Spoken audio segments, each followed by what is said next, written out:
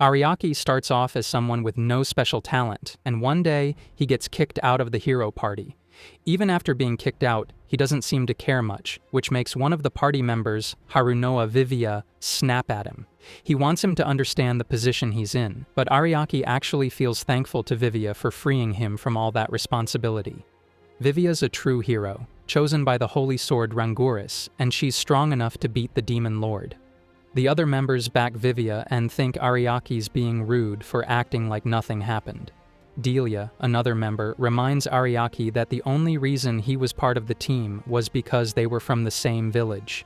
She says he's not even good enough to carry their trash. Delia's got the Blessed Fist skill and can boost her body to charge enemies. Elga is known as the Kingdom's Shield with insane strength and the Defend of giant skill. Palala's magical powers are said to be even stronger than the Demon Lord's, and she's got the Ace Wizard skill. Then there's Alicia, a legendary saint who can use recovery magic and even revival spells. She also sides with Vivia, and with Alicia's support, Vivia has the full team on her side. Ariaki thinks no guy would want a saint demanding he get kicked out. Hearing that, Alicia turns her head away and he can feel the hate coming from her. He's confused why she hates him since they've been together for so long. She used to follow him around and acted really shy, but now she's totally different. All of them grew up together in the village Ritonde, and that friendship helped form the party in the first place. Even after all this, Ariaki still doesn't understand why he's being kicked out, so he asks them directly. Vivia yells back that he's useless. He doesn't have any defense or attack powers, just assist magic for exploring and antidotes that anyone can use. She says his bad instincts only cause problems and that he's dead weight. Ariaki knows he doesn't have any powerful skills, but just as he's about to say something to warn them, Alicia stops him. She tells him to leave, saying he's not fit for the party. The pressure she gives off is so intense, he can't fight back. So, he walks away and starts his journey alone. He remembers why he even joined their party in the first place. He once had a dream where a god asked him to be their backup until the time came.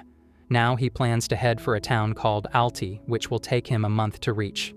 He walks through forests, but his thoughts keep drifting back to his old teammates. They always relied on him for organizing their inventory and handling preparations, stuff they're not good at. As he reaches the edge of the forest, sunlight hits him. He stretches his hand toward the sun. He tries to stop thinking about them and feels kind of relieved to be traveling on his own. Ariaki recalls his dream when a god appeared in his dream who asked him to help Vivia and others, otherwise they would die at a young age. He took advantage of Ariaki's kindness. God gave him the skill Backup, which is annoying to Ariaki. He has actually unique skill. He can do weapon and guard strengthening, speeding, and slowing down time, making recovery stronger, and other exploring skills of the dungeon. He never fought in front and worked in the shadows. Using judgment, the skill status can be seen, and when his skills were measured, his unique skill never showed up. Instead, bunch of useless skills were shown. To conceal his skills, he made his skills invisible until they reached a certain level through a concealment skill. He can do anything, but no one knows that, and it's kind of annoying to him. He is glad to have helped and protected his fellows. He thinks of himself being overprotective back then when was kicking out, but he wants them to be on their own as the time has finally come. He listens to someone calling him for help. He is surprised to know someone can get past his magic wall. Ariake asks if he is human, but he does not reply. Instead requests Ariake to eliminate him, as there is a curse cast upon him. Ariaki refuses him, to which he requests Ariaki again to eliminate him before he loses his pride in the dragon tribe. Ariaki cannot believe a pride species such as dragons would ask for help from humans. The dragon's voice seems to be in pain, but Ariaki does not want to fulfill Dragon's wish without knowing him, but if he asks for help, then it would be different. Being in a desperate position, he asks for help from Ariaki, who agrees to help. Ariaki walks toward the path where the voice had come from. A huge centipede pops up behind him, but he uses insect-repelling skills to eliminate the insects. He is not sure if he trusts the one called for help is dragon. When a dragon loses to a human, he submits himself to a human and acknowledges his strength. He assumes an evil mind behind the dragon. He reaches the front of the castle and sees the corpses of many men. There is a barrier around the palace, and Ariaki considers those men thieves who were trying to get into the palace, but failed due to the barrier. Soon, the corpses start to move on their foot, and a man appears. Ariaki takes him. a man having a necromancer's jewel to manipulate the corpses. That man brags to get his hands on the necklace so that he won't need any thieves and would use those corpses for the fight. Ariaki considers him garbage for using low-life tricks, and listening to him, that man charges his zombies to charge on Ariaki. That man calls himself lucky to control zombies as he likes, but Ariaki calls him unlucky to be beaten up by those zombies. Ariaki creates a magic circle for restoration skill and casts it on the group of zombies, who turn to dust in an instant. Seeing this trick, that man asks Ariaki who he is. Ariaki calls himself an ordinary person who is kicked out of a hero party and is good at carrying luggage.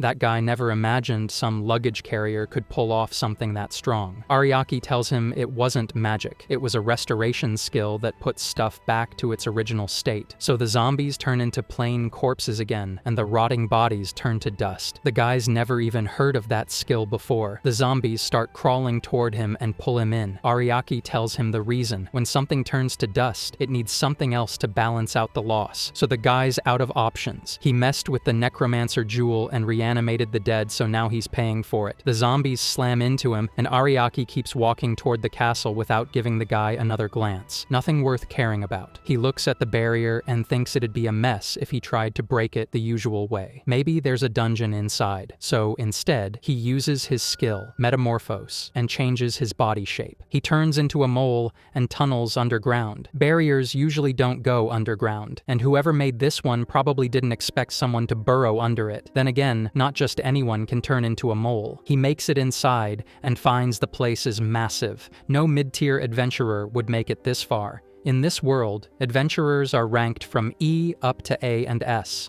The ranks are based on stuff like attack power, magic ability, and how tough the monsters are that you've taken down. Most people are ranked B or lower. The A ranks are strong enough to beat demon lords. The S ranks? Pretty rare. Alicia and Vivia are both S rank. Ariaki, though, is officially ranked C. Not that it means much to him. The whole system's flawed. It only cares about brute force and flashy magic. His job's to support and give others their shot. The system doesn't get people like him. While he's thinking about all that, he comes across two monsters standing guard. They ask if he's here to release the Red One of Disaster. He's caught off guard. They've got guards now. The monsters suddenly lunge at him. He quickly gauges them. They're level 60, enough power to wipe out a nation. He activates his atmosphere skill, throwing up an invisible air wall to block their hits. But the monsters aren't backing down just because he's a human. They power through the barrier like it's nothing. The monsters strike at him at the same time, and Ariaki blocks them. He suddenly vanishes and appears behind them, slicing the head off one monster.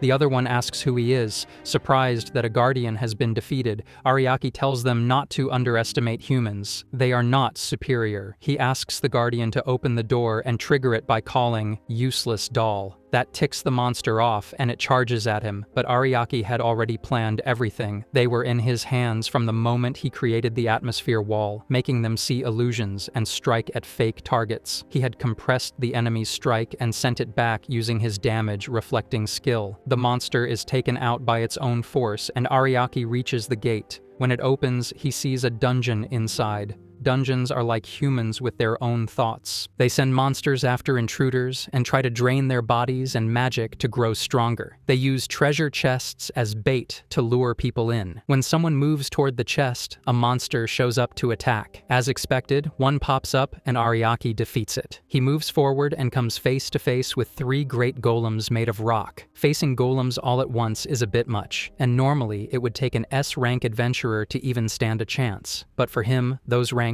don't mean anything. Ariaki is surprised to see a dragon girl trapped inside a crystal. The priest starts bragging about his genius plan, saying he will use a rare dragon breed to evolve into a god, and wants praise from Ariaki. But Ariaki gets pissed that the priest is acting all superior and calls him out for locking up a young girl for so long. He tells him it's unforgivable and that he's just a criminal. The priest doesn't get why he's being called that just for capturing one dragon. Ariaki tells him straight that facts are facts, and whether it's a cat or a dragon, it's still wrong. He figures it's hard for a lunatic like the priest to understand simple things like that. The priest gets triggered, yelling that Ariaki is mocking him and deserves to die. He attacks, but Ariaki blocks the blow easily. The priest thinks Ariaki used some kind of barrier and starts talking more trash, but a counterstrike flies past him and slices his cheek. When the smoke clears, Ariaki is standing there, not a scratch on him and unarmed. Ariaki mocks him again, saying he thought the priest would be stronger since he was stealing power from a dragon, but that last attack was weak. The priest pulls the dragon girl out of the crystal and threatens Ariaki, saying if he doesn't back off, she'll be hurt. If he drains all her power, her arms will rot and fall off. Ariaki agrees not to make a move and says he'll prove it by turning off his magic and skills. He activates his skill and the priest starts yelling that he's dead now. Suddenly, the magic crystal holding the girl falls and crashes into the priest, injuring his arm. He's confused, since the crystal should have stayed up with his magic. Ariaki tells him that his nullification skill shut down all magic in the area, including the priest's. Ariaki shoves the priest out of the way and heads to the crystal. The priest says it's unbreakable, but Ariaki smashes it with his bare hands since the magic holding it together is gone. He gently places the dragon girl somewhere safe. The priest tells him not to touch his thing, but Ariaki shuts him up and says to stop calling her that. He ties the priest up with ropes and walks over to the girl. He wakes her and leans close to examine her using his skill, but she gets flustered being so close to a guy and backs away, clearly embarrassed. She says she didn't think anyone would come to save her and that she has nothing to give in return. Ariaki tells her he doesn't need anything. When she spots the priest, she yells at him, asking how he dared to lock her up for 1,000 years and steal her powers. She wants payback and tries to stand, but she's too weak to move. She's frustrated at how pathetic she's become, saying she's useless now that her powers are gone. Ariaki asks her what powers she had. She explains that to be called a dragon, you need 4 main powers: longevity, regeneration, destruction, and sky domination. She's not sure if a human could become a dragon, but dragons with royal blood are related to gods. She says she's from the royal line, the youngest daughter of the Dragon King, the highest of the dragon clan. But she was a failure. Her powers were weak. She couldn't grow massive and stayed in human form. Her clan cast her out, calling her a disgrace to their bloodline. Later, she was captured and her powers were taken away. She says she's not even a dragon anymore. She starts crying and begs Ariaki to end her life. She says she's lost her pride as a dragon and doesn't want to keep living. Ariaki doesn't take her wish seriously and lightly bops her on the head with his finger to calm her down. He reminds her why he came to save her in the first place. She insists that even if she got her powers back, she'd still be weak. Ariaki decides to test something on her. He wants to try to restore her powers and break the curse of weakness. As he says this, he activates a glowing skill circle on the ground beneath her. The dragon girl looks stunned when she hears she's cursed. Ariaki tells her that after checking with his status abnormality perception and concealment cancellation, he found a rare curse has been put on her. If he removes it, her powers will come back. He just needs to do a little backup. He activates remove curse and restoration together, then throws in speed up time to make the process faster. It's extremely painful for her. She feels something coming up her throat, then suddenly collapses onto him. She wakes up almost right away, which surprises him. He didn't expect her to recover that quickly. When she looks up, she sees the curse. It's a tiny creature, way too intricate for normal judgment skills to catch. It's called Anti-Dragon. It drains a dragon's power and takes away their very reason for living. The curse doesn't go back into her, it jumps into the priest instead. That confirms it. Once it's removed from someone, it can't get back in. She can already feel her powers returning. Thanks to her regeneration, she heals fast. Energy surges from her and she shoots a blast that completely destroys the building's roof. She's excited to feel so powerful again and calls Ariaki master. She shyly asks him what he thinks of her appearance now. He doesn't say much, which makes her a little sad. She says her body before all this power felt better. Ariaki tells her he always thought she looked beautiful, before and after regaining her strength. She asks if he can check her status, and he gets her permission. When he does, he's blown away. Her magic and attack stats are off the charts. One thing in the judgment stands out: a title, a divine dragon who has gained rider. He doesn't really get what divine dragon means, but he knows one thing: she's strong. She explains that when a dragon and their rider become close, the rider becomes a dragon knight, and dragons who bond with one gain a higher status. It's not something that happens easily. It's tied to gods and fate, and she doesn't believe being close to him automatically makes her a divine dragon. He asks if maybe he was the one who awakened that divine thing in her. She nods. She can feel divine energy coming from him. He remembers the god from his dream and starts thinking. Then he asks why he's been marked as her knight. She tells him they're fated partners.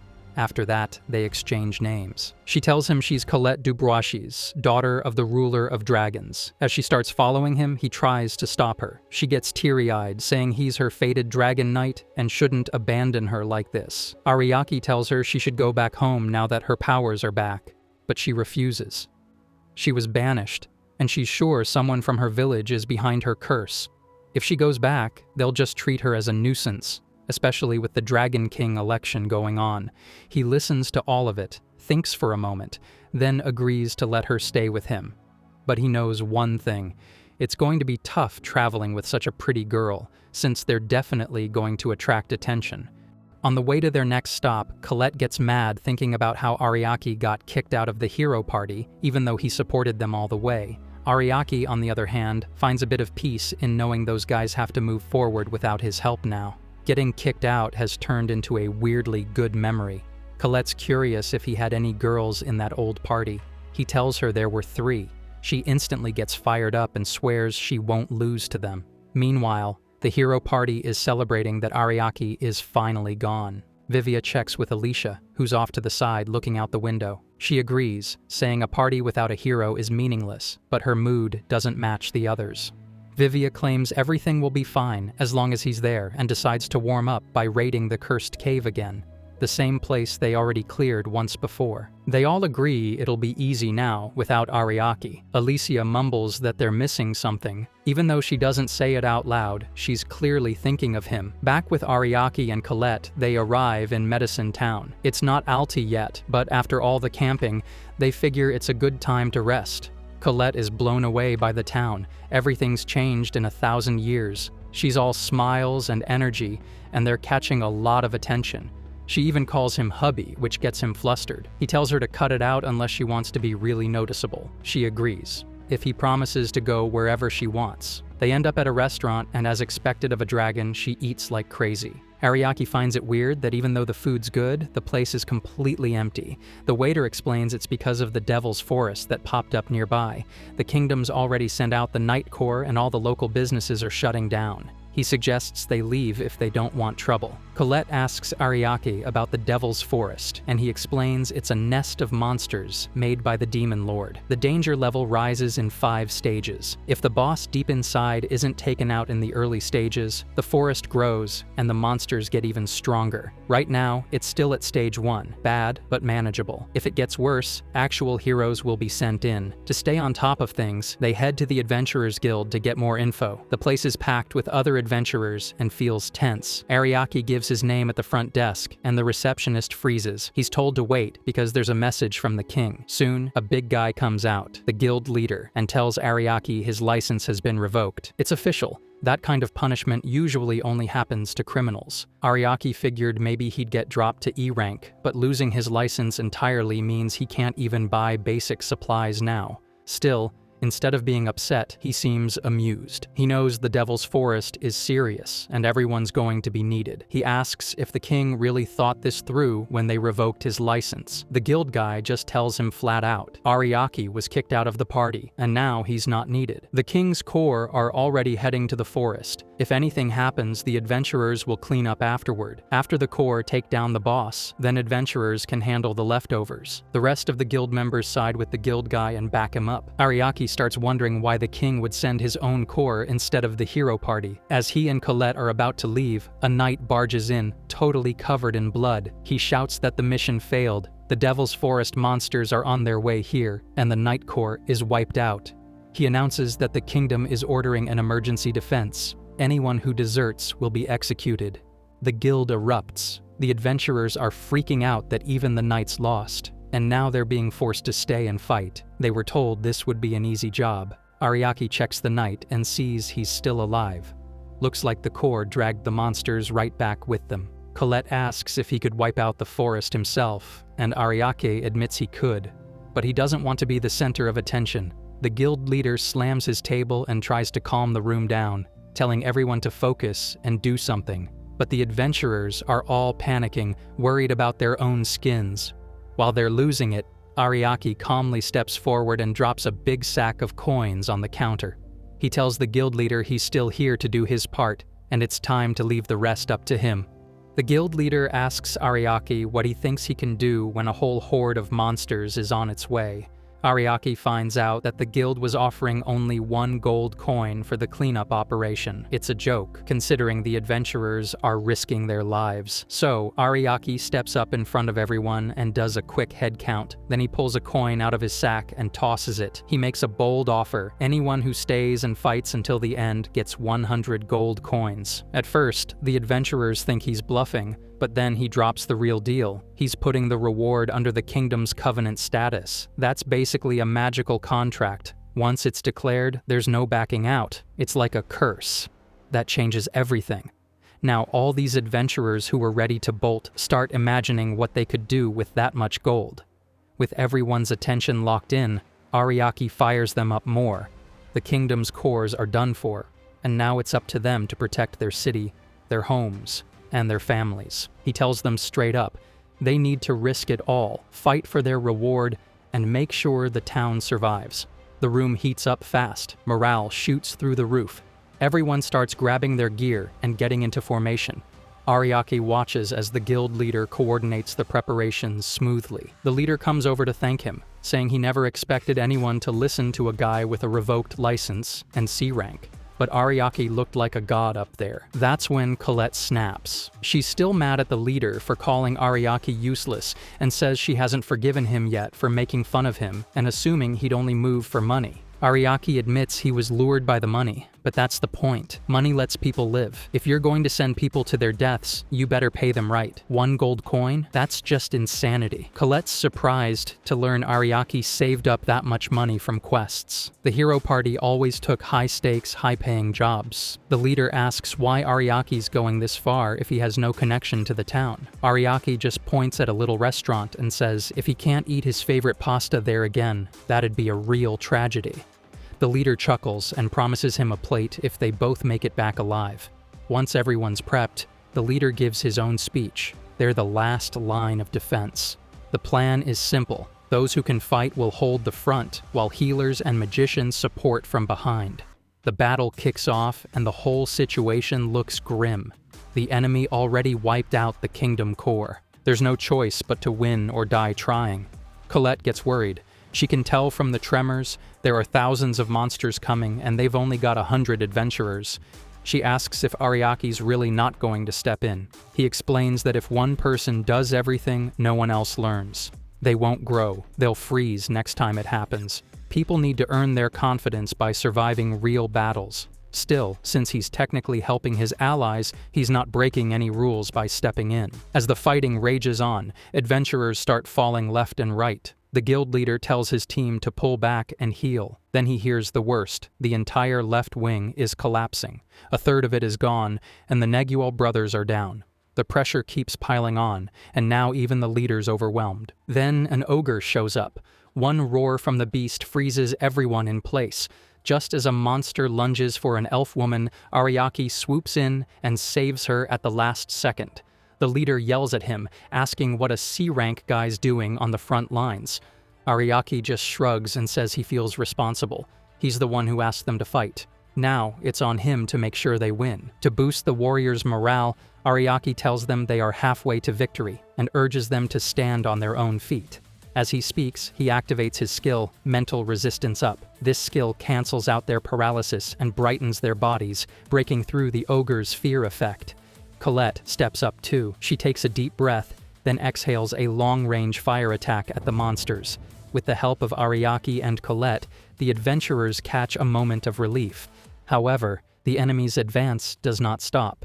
Ariaki tells the leader that it is hard to turn the tide through tactics alone due to the sheer difference in numbers. He says the only way to win is to raise the adventurers' stats to 10 times their normal strength while reducing the enemies to a 10th. The leader doubts Ariaki can cast such wide range effects on so many people and enemies, but Ariaki is confident. He starts by activating full body, which affects everyone within its range. He knows there are over 100 adventurers, but he is prepared. He then adds damage reduction, which makes everyone more durable. The leader notices his own skin hardening from the effect. Ariaki continues by activating more enhancements. He boosts movement speed, sharpens evasion accuracy, and stacks up to 20 different power-ups. When the monster horde arrives again, the adventurers charge in. To their surprise, they manage to fight back with ease. Their attacks are sharper, their defenses stronger, and they no longer feel helpless. Even the leader, swinging his sword, realizes how light it feels. He once believed that people could only use 3 skills at most, yet Ariake has cast 20. Ariake casually mentions that he always uses this many skills, sometimes even more. The adventurers now understand that the reason the hero party always won battles was because of Ariake. Colette gets furious at the thought. Ariake supported them through everything, yet they cast him aside. Ariake gently tells her to stop. He says the hero party simply chose to continue without him, and he chose to respect their decision. To him, it was like leaving his children behind as a parent. As he speaks about them, he starts worrying again about how they're doing. Back in the fight, the adventurers continue holding off the monsters. They notice the ogre hasn't moved much. He must have assumed his disposable minions would take care of the humans. However, Ariake observes that ogre-type monsters are usually seen in later stages, not this early. This means the threat is already at the 2nd stage or beyond. Colette, full of energy, prepares to attack. Ariake gives her the signal to go. She charges at the ogre, and when it swings its arm, she catches it, then jumps up and slams a punch into its mouth. Ariake powers himself up as well. He reinforces his muscles to strengthen his body, then launches himself at the ogre. His kick knocks the creature to the ground, but on its way down, the ogre grabs Colette and slams her into the ground. This only fuels her rage, and she prepares to unleash more of her strength. Ariake also decides to fight with everything he has. After all, he is her Dragon Knight. With their boosted strength, the adventurers split into left and right wings and manage to wipe out most of the monsters on their ends. Now, they need to back up the central team inside the Devil Forest. The only one left standing there is the ogre, who lets out another thunderous roar that sends fresh waves of fear through everyone. Colette is already locked in battle with the ogre, but Ariake grows concerned. She just recently got her powers and earned the Divine Dragon title. But whether she can fully control that power is still uncertain. He activates enhancement skills on her, expanding her strength. She can feel the energy rising inside her, and Ariake can sense it too. It is like they are resonating with one another. A divine dragon draws power from its rider and turns it into her own. Ariake gives her the signal to use his power however she wants. Then he casts a skill called Decisive Battle on her. She transforms into a massive god-gespent dragon. This skill allows the person it's cast on to unlock their true potential. Soaring into the sky, she lets loose a burst of fire straight down at the ogre. The attack wipes him from existence. Not even ashes remain.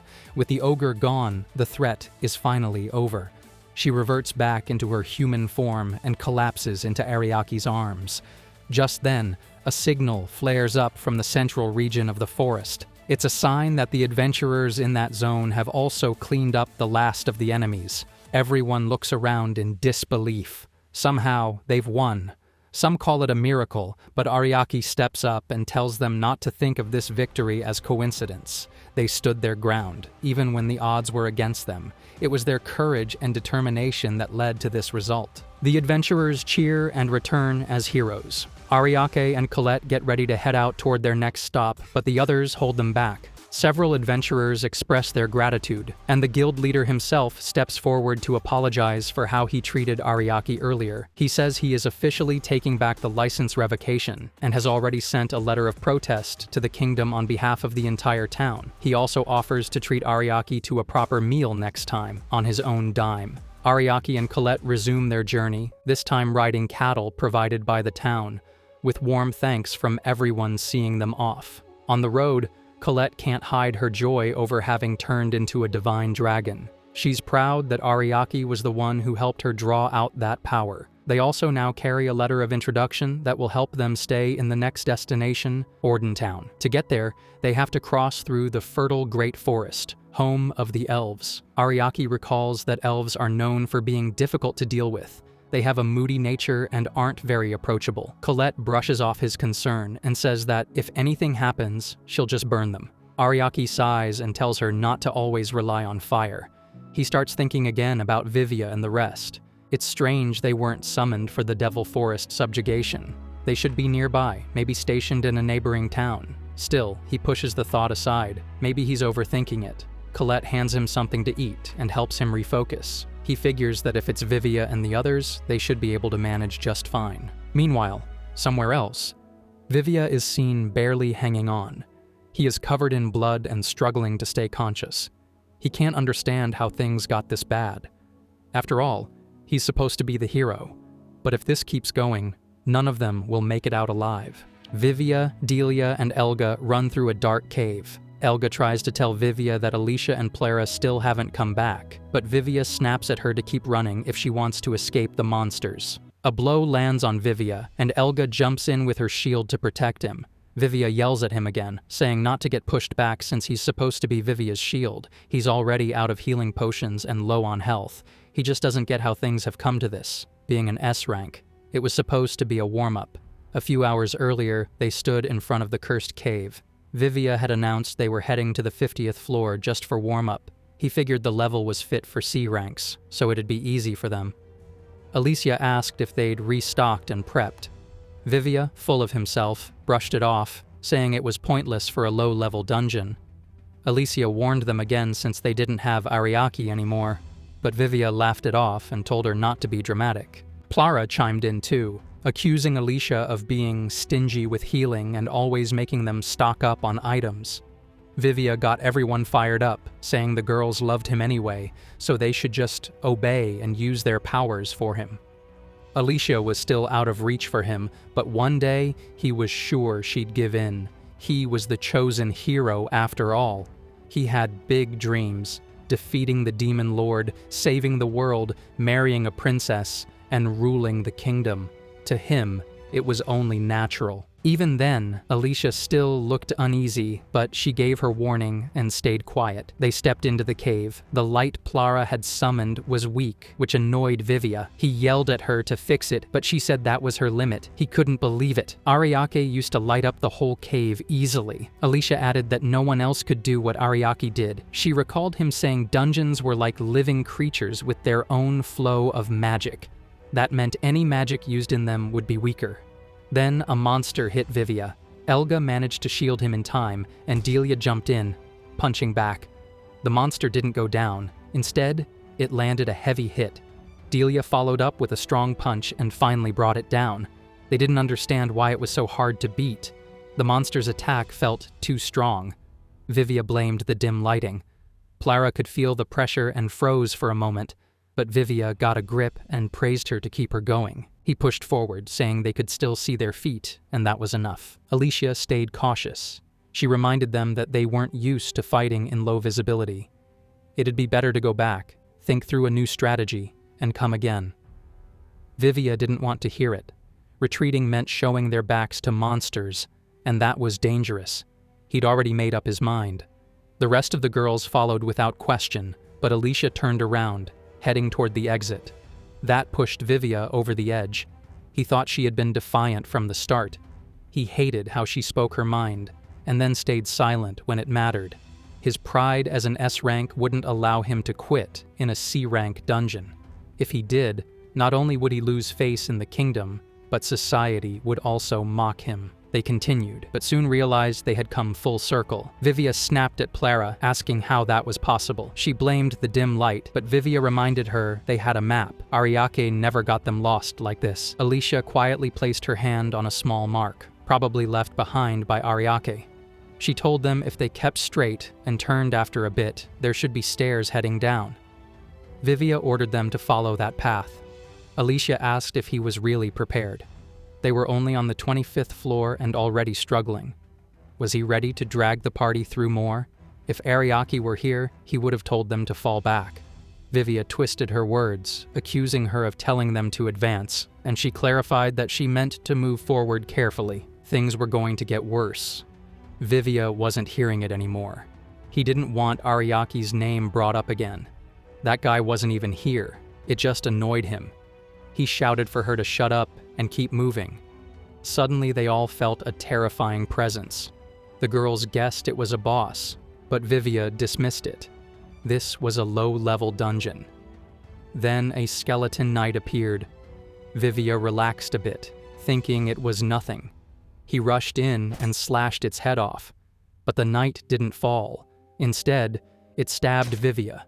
He stood there, stunned, trying to process how a headless skeleton could still move. It made no sense to him. That strike should have ended it.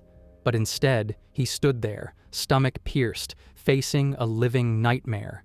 Vivia feels an intense, stabbing pain shooting through his body, leaving him unable to move a muscle. Elga rushes in and strikes the knight to defend him, but the skeleton is fast. He dodges the hit and backs off easily. Delia and the others can't believe how quickly the knight attacked Vivia and escaped Elga's blow. They all start questioning if this knight was ever supposed to be this powerful. Clara doesn't want to believe it. To her, this was just a weak enemy, the kind a level 20 adventurer could squash with one hit. The knight turns and strikes Elga next. Elga gets knocked back hard. Even with all that happening, Vivia keeps yelling at him to stand up and fight. Elga finally snaps and tells him to shut it. He asks Vivia why he's still acting like he's in charge when he's the one who got them into this mess in the first place. Since when did Vivia start thinking he was important?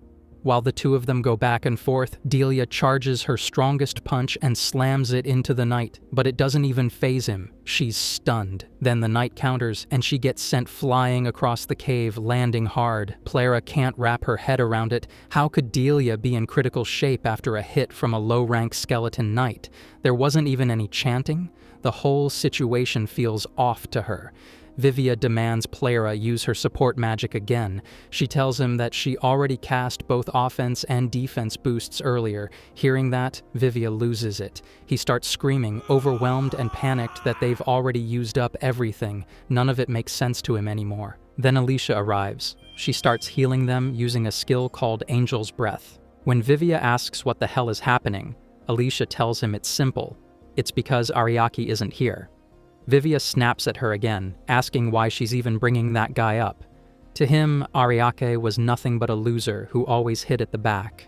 Alicia ignores his rant and throws some holy water at the knight. It doesn't finish the monster off, but it manages to stop its movement. She tells the others that the only reason their powers used to work so well was because of Ariaki. His support skills were on a whole different level. Because of him, even someone ordinary could fight like an A rank. Vivia can't believe what she's saying. He insists that he earned his rank through hard training. Alicia just gives him a side glance. She reminds him that Ariaki tried to explain this before too, but nobody ever listened. Not then, not now. She gets a little flustered, thinking about it. Nobody appreciated those small, important things Ariaki did for them. Pulling herself together, she tells everyone she's done healing them. They need to get it together now, because she has to rebuild their formation from scratch. Without Ariaki, she's not even sure if they can pull off a safe retreat. Everyone freezes when she says that word. Retreat. Alicia warns them that if they keep pushing forward, they're just heading toward death. Vivia doesn't want to hear it. They've already made it to the 15th floor. He wants Alicia to stop complaining and just use her energy to heal them again. But she's not having it. She knows better than to throw around her magic recklessly. They've already taken way too much damage, and if she uses more magic, it'll start hurting her too. Vivia tries to lean on magic items, but they're running out of those too. That would mean Clara has to use her own magic supply. Alicia tells him it's no use. Clara's magic reserve is drained. The only reason she was able to stockpile any in the first place was because Ariaki had used a magic restoration skill on her. That throws Clara into a rage. She pulls back her fist, ready to punch Alicia. But before she can, a deep voice cuts through the tension, telling them to shut up. Their yelling had disturbed someone's sleep. A monster steps into view. One that shouldn't be there. It's Fenrir, the beast usually found guarding the 99th floor. But somehow, he's here. They're all stunned when they see Fenrir standing in front of them. None of them expected to come across a monster like him down here. He says he was just looking for something to eat, but now that he's found them, they'll do just fine. Vivia starts to feel a deep fear creeping in from Fenrir's bloodlust. If they were still as strong as they used to be, maybe they could have handled this, but now, the only option left is to run. Vivia looks around at the others, trying to figure out who's most useful for retreat. He quickly decides. Everyone can still move except for Plara. He grabs some items from her without asking and tells the rest they're leaving her behind. She's already out of magic, so it makes sense for the rest of them to escape. With their strength, they can call for help later. Delia hesitates, but the pressure is too much, and she agrees with Vivia. Vivia crouches down and tells Plara to hang on and endure it. She just needs to stall long enough for them to get away and bring reinforcements. Alicia doesn't agree at all. She refuses to run and sets up a magic barrier instead. Vivia sees it as a chance to escape safely, so he and the others take off. Plara screams after them, begging them not to leave her like this. She reminds them she's part of their team, but nobody stops. She curses them all and wishes death on them. Then, behind her, Fenrir steps closer, his presence alone overwhelming. He says if it were him, he would have just killed them instantly instead of wasting time with curses. Alicia watches Fenrir and notices something odd. He's unusually calm for a monster. She sighs and admits she has zero motivation to do anything without Ariaki. Plara starts freaking out and yells at her not to talk so casually when there's a monster about to kill them. Alicia glances at her and tells her to shut it. She takes a breath and decides she's not dying just yet. Fenrir senses the shift in her. He asks if she's planning on fighting for revenge or if it's some noble duty to save the world. But Alicia doesn't care about any of that. She has one goal. She just wants to see Ariaki and be all lovey-dovey with him. That answer stuns both Plara and Fenrir. Alicia starts blushing, lost in her daydream about Ariaki. Plara can't believe she's in love with someone like him. Alicia tells her not to speak badly about the person she loves. She admits that maybe Ariaki's power wasn't a unique skill in the traditional sense. According to her theory, Ariaki himself is what's unique. Then she randomly asks Fenrir for forgiveness and says she wants to tell him a story. Fenrir is surprised, but decides to humor her since he finds her interesting. She tells him she's read through every book she could find across the subcontinent and has come to one conclusion. Ariaki has a skill called the God that serves next to you. She explains how, when they were kids, they used to hear stories from their grannies about a hero who would appear when the world needed saving. This hero would be helped by a god who stood beside him, always offering guidance and support. According to Alicia, Ariaki is just like that, chosen by a god. She says they would never have been able to beat monsters without his help, whether it was boosting their stats, managing items, or guiding them through dungeons. Ariaki was the one who held everything together. The fact they're now in a mess like this proves how much he did for them. Fenrir tells them their time's up, but Alicia doesn't back down.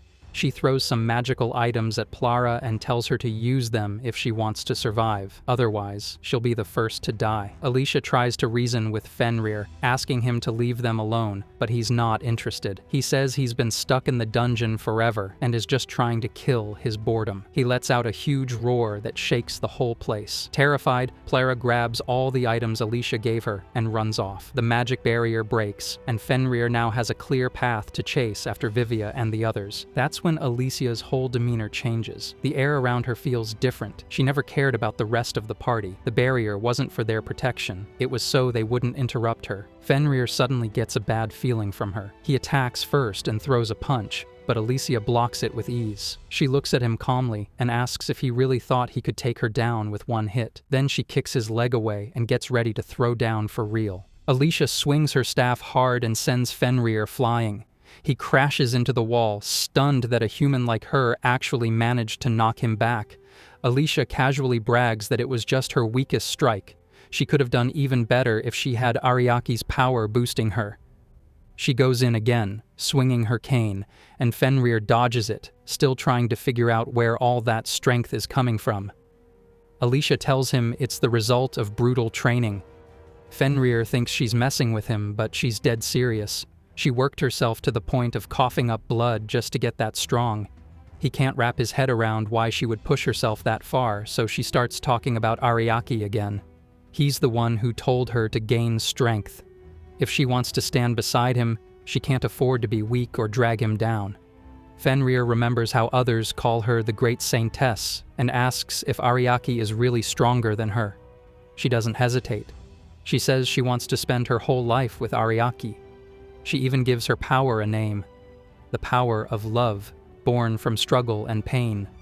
Fenrir actually finds her pretty amusing. He says he hasn't come across anyone this weird or interesting in all the years he's been sealed in this cave. That part surprises Alicia. She didn't know he was sealed away. She asks him why, and Fenrir explains that he was locked up long ago. His one wish was to meet someone strong, fight them, and then be erased from the world. Alicia completely disagrees. She says she's sure Ariaki wouldn't want that either. She makes a deal with him. If she wins their fight, he has to grant her one wish. Fenrir agrees. He's tired and has no reason to break his promise now. They battle hard, and in the end, Fenrir loses. He keeps his word and asks what she wants. A miracle drug? A legendary sword? Something rare he once swallowed? But Alicia surprises him. She wants him to become her familiar. She points out that he's been stuck in that cave forever and clearly bored out of his mind. Plus, having him around would make her look cool. Fenrir says he doesn't mind being a familiar, but he's cursed. If he steps outside the cave while alive, he'll die. Even so, he apologizes that he can't travel with her, even if he'd like to. Alicia's not giving up though. Her plan is simple. He dies temporarily, and she puts him in her item box. Then, within the next couple of hours, she can bring him back using resurrection magic. Fenrir is stunned. He's never seen anyone use that kind of magic before. Ariaki once praised her for it, and she learned how to handle the item box from him too. This would be the first time she actually uses her magic together with one of Ariaki's ideas. Fenrir says he feels fulfilled. Whether he lives or dies now doesn't matter much. But if she does bring him back, he'll finally get to meet the guy she's always talking about. Then he drops another surprise. He's actually female. She can even take on human form. Alicia goes silent for a second, now worried about what might happen when Fenrir meets Ariaki. What if he finds her attractive? Even so, she's excited to show Ariaki her new familiar. Later, she returns to the hero party and announces that she's leaving. She's injured and not going to fight anymore. She says this is the perfect excuse to step away. It was tough for her to make this decision since she's known as the Great Saintess, but now's her chance. Her eyes land on Plara, who somehow made it out of the cave. Elga seems concerned and says Alicia's presence would have helped in the next quest. Vivia, on the other hand, brings out a letter from the kingdom. It says his holy sword, Ranguris, is being confiscated. To get it back, he has to complete a D-rank quest. It's punishment for retreating from the dungeon. Vivia's not happy about it. He thinks it's unfair to be forced into a sudden quest like this. Plara says it's a big deal. A hero who abandons his comrades doesn't deserve to wield a sacred sword anyway. Vivia fires back, blaming Plara for leaving Alicia behind. They argue until Elga cuts in and tells them to quit it. They should be focusing on recruiting new members. Turns out they've already added someone new, a porter named Bashuta. Vivia just wants to finish this stupid quest and get the kingdom to apologize. As Alicia turns to leave, Vivia tells her his spot will always be open for her. She gives him a polite smile, says nothing, and walks away. Now free from the hero party, Alicia feels lighter. She can finally go where she wants, and that means heading straight for Ariake. Meanwhile, at that same time, Ariaki and Colette are busy protecting Medicine Town from monsters. Ariaki has no idea that Vivia's sword has been confiscated. Right now, he and Colette are standing at the entrance of the fertile Great Woods, but they're not alone. A group of elves is blocking their path, ready to fight. The elves guarding the forest step forward, and one of them introduces himself before saying their leader, 11 Chief Hayes, wants to speak with Ariaki. Colette immediately bristles at the demand, and in response, the elves fire arrows at them. Colette quickly inhales deeply and breathes fire back, burning their bows to ashes. Ariaki steps in and apologizes on her behalf. He asks the elves to calm down and explain what's going on. But they remain suspicious and cast a Wind King barrier, warning that if it's touched, it'll blow anyone away. They demand that Ariaki and Colette surrender. That tells Ariaki something must be seriously wrong. The fact they're using their strongest defensive spell just to trap him shows how desperate they are. If he's taken in like this, he won't be able to talk his way through it. He decides to prove he means no harm. He stretches his arm into the barrier and takes the blow on purpose, getting hurt in the process. Their chanting halts, and one of the elves rushes over to check if he's still alive. Ariaki had used a reinforcement skill beforehand to brace himself. He did it just to show that he's not a threat, and even now, if they still see him as a danger, he wants them to see what he's willing to endure to prove otherwise. That's when a girl named Sela appears and orders the other elves to stop mistreating him and Colette. She's the younger sister of the elf tribe's chief and kneels before Ariaki to apologize on behalf of her people. One of the other elves tries to stop her, telling her not to bow to humans, but Sela calmly tells them to mind their words. She introduces Ariaki and Colette as the heroes who saved Medicine Town from a monster invasion. Word has already spread about them. She also reveals she was the elf Ariaki rescued during the Devil Forest battle. Her look was different back then. She's always been skilled at disguising herself when venturing out. Because of Sela's request, the elves agree to let Ariake and Colette enter the village.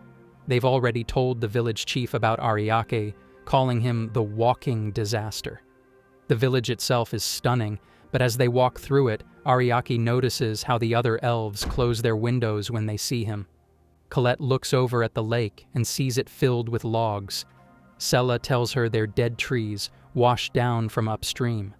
Sela brings them to her home and serves a delicious meal. Once they're seated, Ariake brings up what's bothering him most. He wants to know why they're calling him the walking disaster. Sela explains the forest has started to wither. Many trees are dying, and there's a strange, ominous air hanging over the center. Monsters have begun appearing from that same area. Ariake suspects it's the lingering effects of some kind of magical energy. Sela goes on to say, her brother dug through all their records and concluded that Ariake became a disaster the moment he was kicked out of the hero party. Ariake asks if this has something to do with the pact between the elves and the hero party. That pact was made to protect the Great Forest after it received a holy blessing. Because of it, the elves, who normally hated humans, started viewing the hero in a positive light and allowed them to travel freely through the forest. That same agreement now applies to the current hero, Vivia. So if Ariake was exiled, he might be seen as a threat by both the new hero and the elves, just because of the pact. Colette agrees the timing lines up, but it doesn't mean Ariake caused the disasters. Sela says her brother can't tell right from wrong anymore. His judgment is clouded. She, on the other hand, believes Ariake is a bringer of hope. She gets down on her knees again and pleads with him to help the village. That's when her brother, Hayes, arrives. He's furious. Not only has Sela brought the so-called walking disaster into their village, but she's also asked him for help. Without a word, he shackles her hands and says she'll stay confined until she cools her head. Ariake calmly steps forward, breaks the shackles, and tells Hayes to sit down. It's time they had a proper conversation. Ariake breaks the shackles on Sela's wrists, calmly telling her she won't be needing them anymore. He adds that the so-called calamity everyone's afraid of is standing right behind him. That comment sends Hayes into a rage. He grabs Ariake by the collar and slams him onto the table. To Hayes, Ariake is nothing more than trash, a reject who got kicked out of the hero party. He sees his presence in the village as nothing but arrogance. But before he can go further, Colette steps in, her intimidating aura heavy enough for Hayes to feel it in his bones. He pauses for a moment. Ariake glances over and asks her to relax, telling her he's okay. That moment of hesitation fades quickly. Hayes still sees Ariake as a powerless nobody and immediately orders his men to capture both Ariake and Colette. A squad of armed elves storms in. Without wasting time, Sela grabs both of them and leaps through the window. She's surprisingly agile. This kind of escape isn't new to her. She's used to sneaking out whenever she feels like going on an adventure. As they sprint across an open field, Hayes catches up.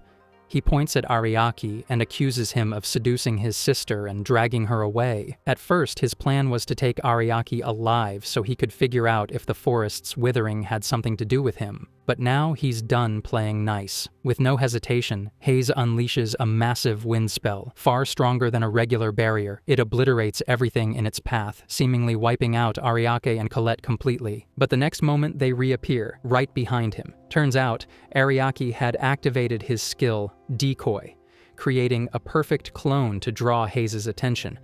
While the clone got blasted, he and Colette used stealth to sneak behind him. Last time, he tried negotiating after being trapped by a barrier. This time, he used the chaos to disable it entirely. Now, Ariaki has stopped running. He's ready to be thrown into his brother's jail. Hayes sees this as his opportunity. If the forest stops dying after Ariaki is locked away, then he'll have his answer. The elf prison cells are built to reflect any kind of magic, making outside contact completely impossible. Hayes believes once Ariaki is inside, all misfortune will vanish, but Ariaki looks him in the eye and tells him to stop relying on rumors. He wants Hayes to see things for himself and come to a conclusion based on truth, not hearsay. Ariaki and Colette arrive at what turns out to be a floating prison. The way elven magic works never fails to impress Ariaki. He's genuinely excited to see what's inside. To their surprise, Sella is also locked up. Since she tried to help them, it would look bad if she were released on her own. Still, she doesn't seem too upset. She's actually happy to be spending time with Ariaki, even in a place like this. Colette wants to break the prison with force, but Ariaki explains that her attacks won't work. The prison reflects magic, so brute strength won't cut it. That said, it's not totally escape-proof. Ariaki figures that if he uses his inversion technique to make the barrier absorb magic instead of reflect it, it could overload and explode. Colette is ready to go for it, but Ariake wants to hold off for now. He's certain things will sort themselves out with time. A week passes. Hayes and his men examine the forest, noticing that the trees have started withering due to a presence of malice. Hayes begins to question if imprisoning Ariake was actually the right move. He orders the rotten wood to be cleared out before the malice spreads even further. What confuses him is how this is happening at all. Ariaki's supposed to be the source of all this, yet nothing's changed since locking him up. If there really is another source, Hayes may need to start his investigation all over again. In the 10 years since he became chief, nothing like this has ever happened. In fact, the forest had been thriving ever since the old logging projects were shut down. The elves draw strength from nature, and as the forest grew, so did they. But last year, everything started going wrong. The forest began to wither, and fingers quickly pointed at Hayes. People said he wasn't chosen by the forest, that he didn't deserve to be chief. In his defense, he blamed outside forces and became obsessed with finding the source of the decay. Then he heard that the hero party had kicked out one of their members. When he met Vivia and learned about Ariaki's so-called incompetence, he convinced himself it was all connected.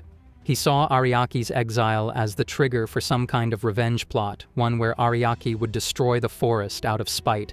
It was all a delusion built from desperation. Back in the prison, Sella brings food for Ariaki and Colette. Colette is clearly tired of sitting and waiting. Sella tries to comfort her, saying their innocence is slowly being proven.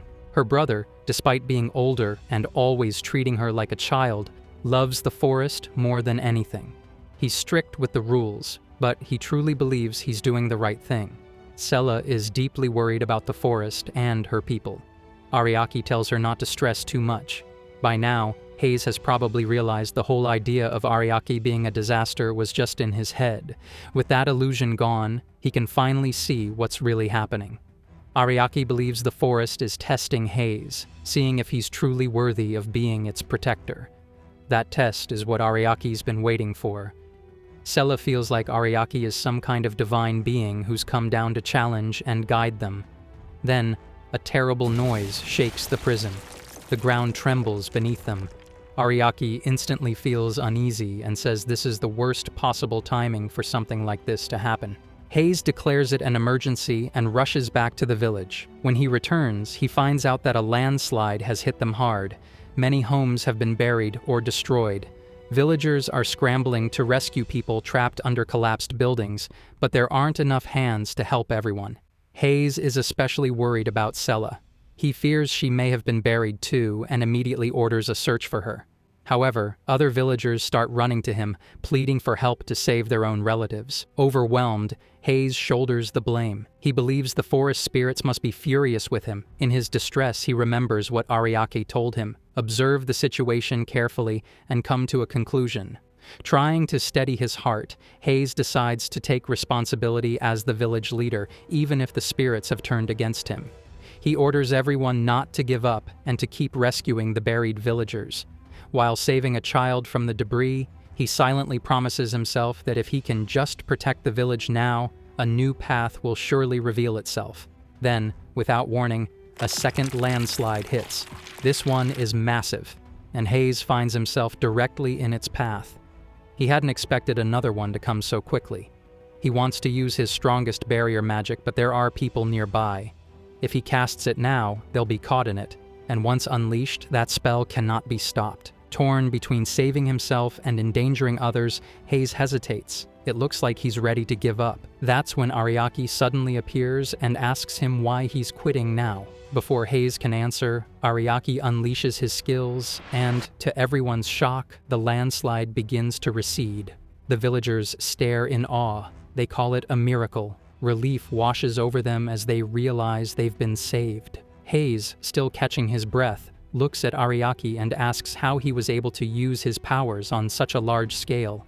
He wonders what kind of person Ariake really is. At that moment, Sella appears with Colette, both of them safe. Seeing his sister alive, Hayes finally breathes easy. Ariake explains that the landslide was heading straight for him, so he simply acted to protect himself. However, Hayes admits that no matter the reason, Ariake saved the entire village. There's no denying it. He tells Ariake that once the crisis is over, they will properly thank him. To help with clearing the debris, Ariake activates a skill that enhances muscle strength. This makes it much easier for the villagers to lift heavy boulders and rubble. Thanks to his support, everyone trapped in the village is rescued. Ariake, wasting no time, urges the others to keep moving and clear out the village as fast as they can. After the rescue mission, the village holds a big celebration to honor everyone's efforts, especially Ariake's. Sella expresses her gratitude, but as she looks around, she realizes Ariake is already slipping away. She spots him heading toward the corner. He says he's just trying not to stand out too much. That's when Hayes walks up and tells him to come back and sit down. If their savior is stuck standing in the corner, Hayes says he'll be the one held responsible. Ariake doesn't mind the villagers shouting at Hayes. Then Hayes stomps on the ground with force, and the whole gathering quiets down. Everyone turns to look. Hayes struggles to say the words, but he tries to apologize. Ariake can tell how hard it is for an elf to apologize to a human, so he gently tells Hayes not to push himself too much. But Hayes lowers himself and bows, sincerely apologizing. Without even realizing it, he says, he blamed Ariake for the village's destruction.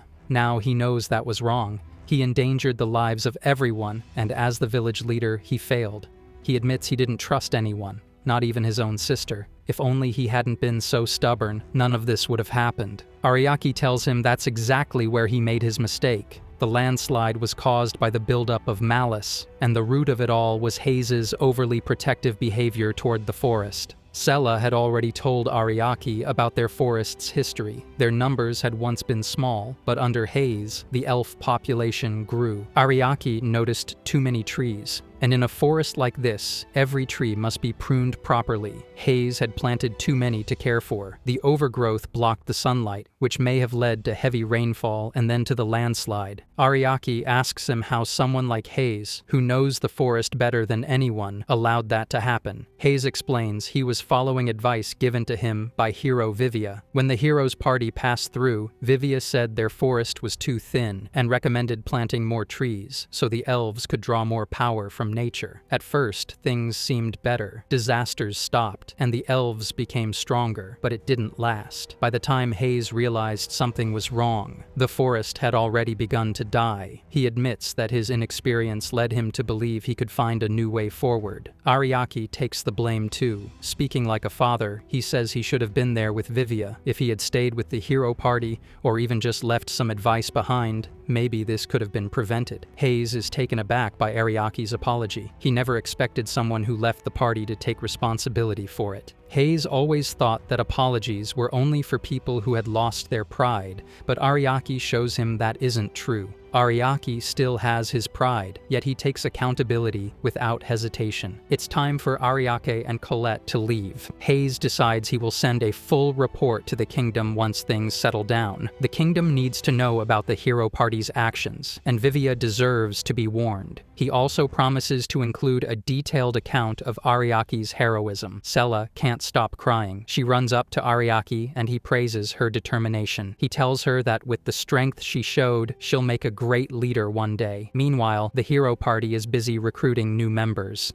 Alicia is traveling with her familiar Fenrir, searching for Ariaki. She can sense traces of Ariaki nearby, but along with them, she also feels a presence similar to Fenrir's. Meanwhile, back at the hero party, Vivia is yelling about still not recruiting any useful members. They had interviewed a few people the day before, but none of them were strong enough. To get the Holy Sword back, they have to finish a D-rank quest, and for that, they need a healer to replace Alicia. Vivia tells Elga to make good flyers and make sure they say they're only recruiting females. Bashuda, the porter they recruited, overhears Vivia telling Elga not to bring in any men. He starts to wonder if he really made the right choice joining the team. Delia and Elga try to convince him to stay, saying if one more member quits, it's going to be trouble. Vivia tells him not to worry. If he just does his job and keeps his mouth shut, he'll be way better than the last guy.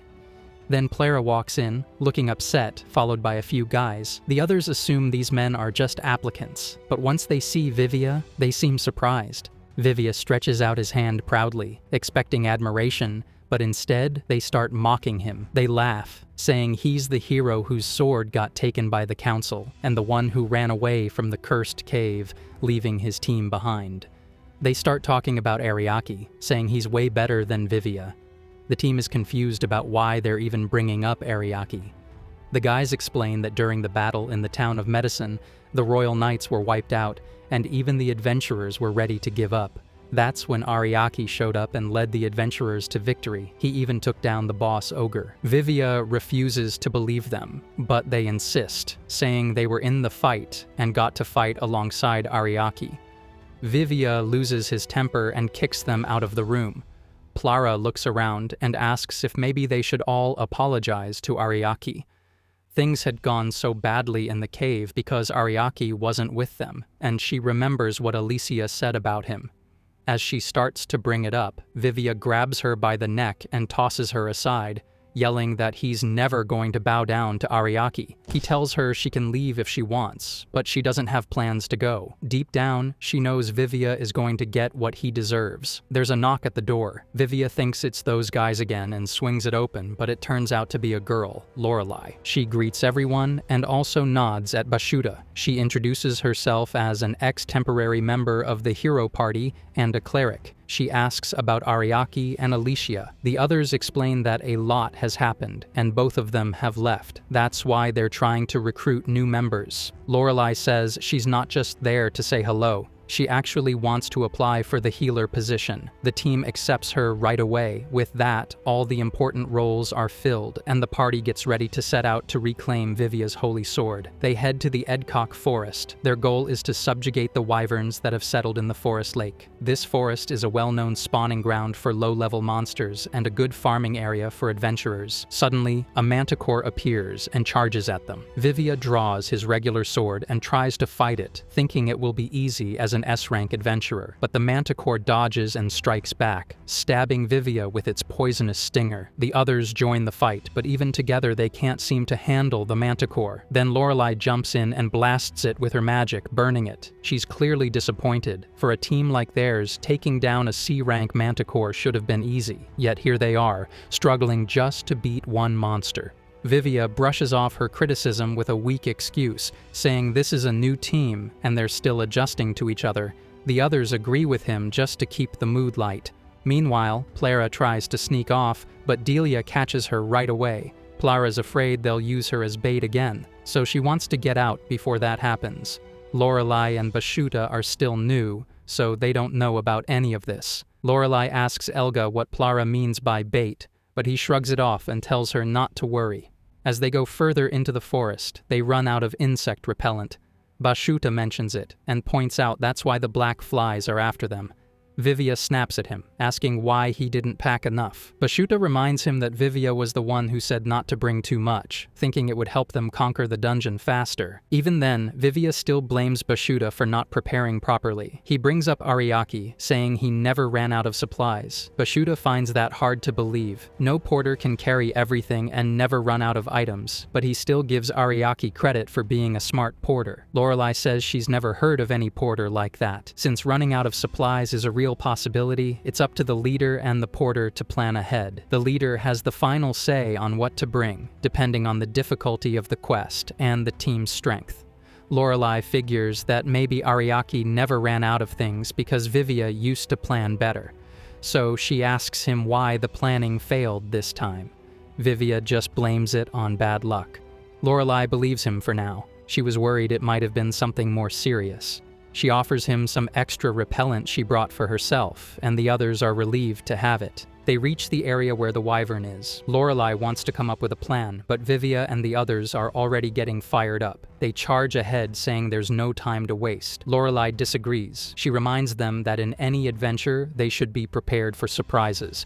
In their earlier meeting, they talked about a basic ambush strategy, but now they're ignoring terrain, weather, stamina, and the chance that more monsters might show up. There's one wyvern now, but what if it calls others? Why are they going in blind? She introduces a new rule of adventuring. Reaching the goal needs the right strategy. A quest isn't just about raw power. You need a clear plan that uses everyone's strengths, from offense to defense to support. Vivia asks if she's saying strategy matters more than strength. She tells him that's just common sense. People used to praise them for their smart tactics. She brings up the battle against the behemoth. It started weak, but when it was pushed into a corner, it transformed. Back then, they knew what to expect and used the right spell right away. They had already figured out its next weakness. That fight was all about perfect planning, sharp observation, and good analysis. That's when the hero party got its reputation as the master tacticians. Bashuta says he remembers hearing about that battle, and it's why he wanted to join the hero party in the first place. Vivia, on the other hand, looks confused. He doesn't remember anything about a strategy.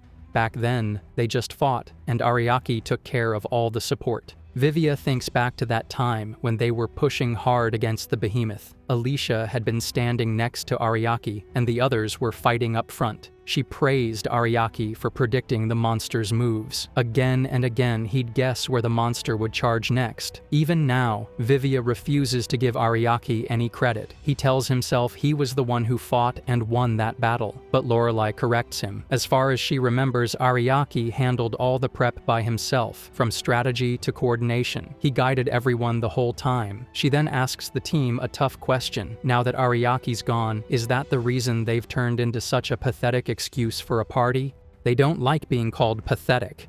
Vivia can't take such humiliation and suddenly shouts out, crying with tears streaming down his face. He starts losing it, and the others quickly ask Lorelai to stop talking. They try to cheer him up, but then Plara bursts out laughing at Vivia. Vivia ends up crying after what Lorelai said, and now he needs everyone to console him. He's acting like a useless hero, and lying there sobbing actually suits him.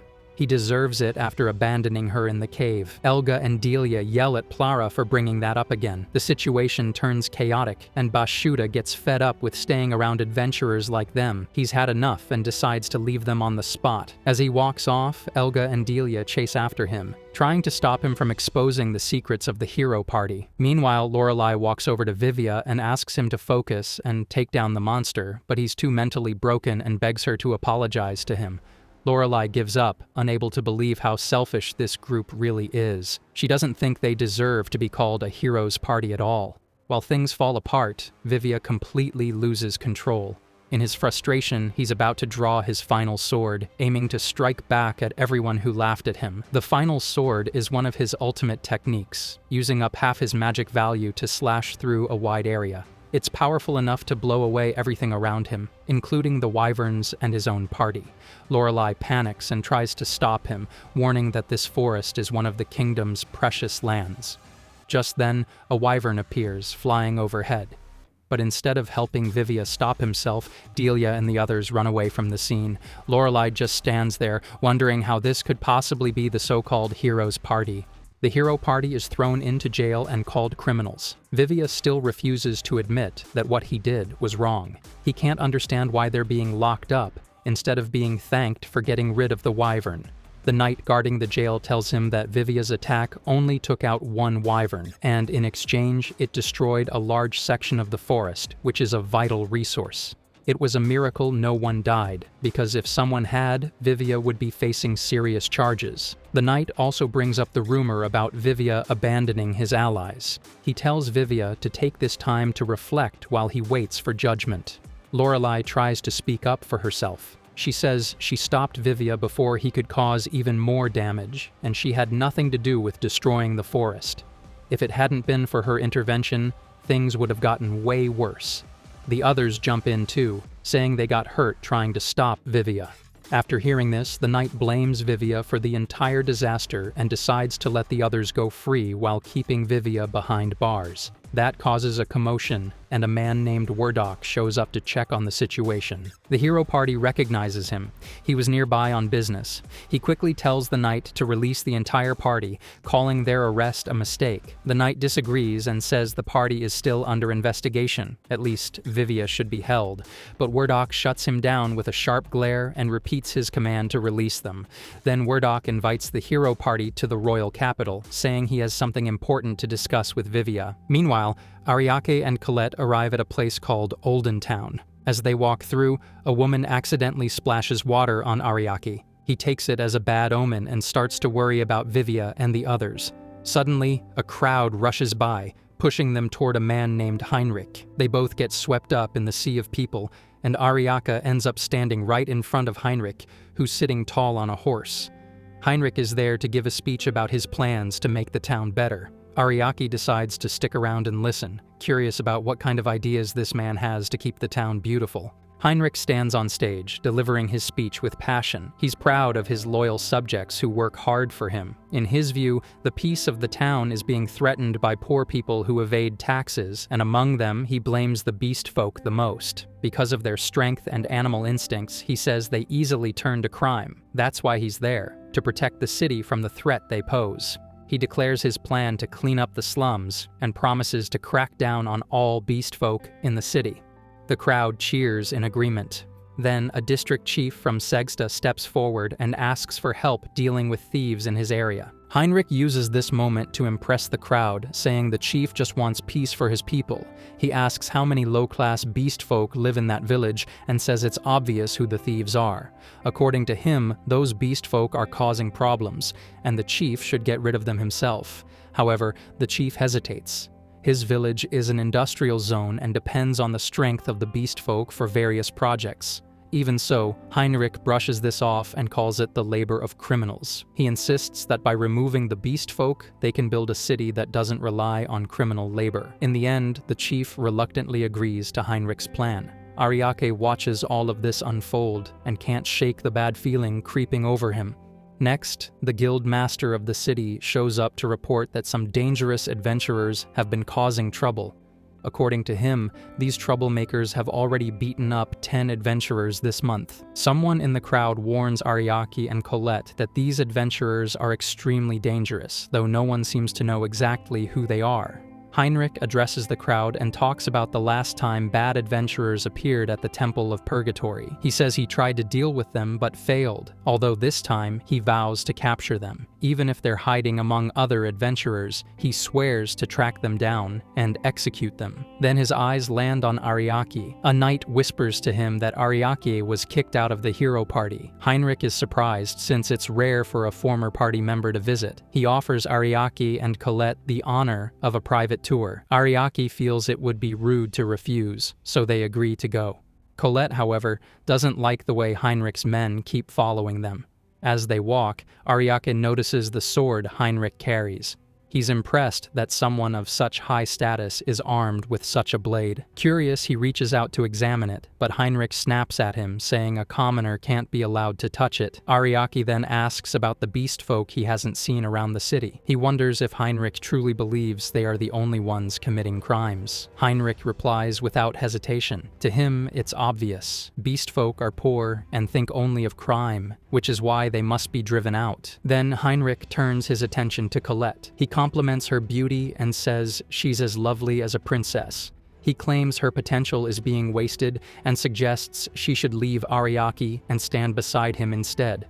That's all Colette needs to hear. His words push her over the edge. She tells him to keep his jokes to himself. For her, Ariake is in a league of his own, far above anyone as arrogant as Heinrich. Heinrich doesn't understand what she sees in Ariake, but Colette replies that not knowing Ariake at all is exactly what makes Heinrich a third-rate man. Colette fires back at Heinrich's arrogance, and he's just about to respond when a poor man stumbles into the scene.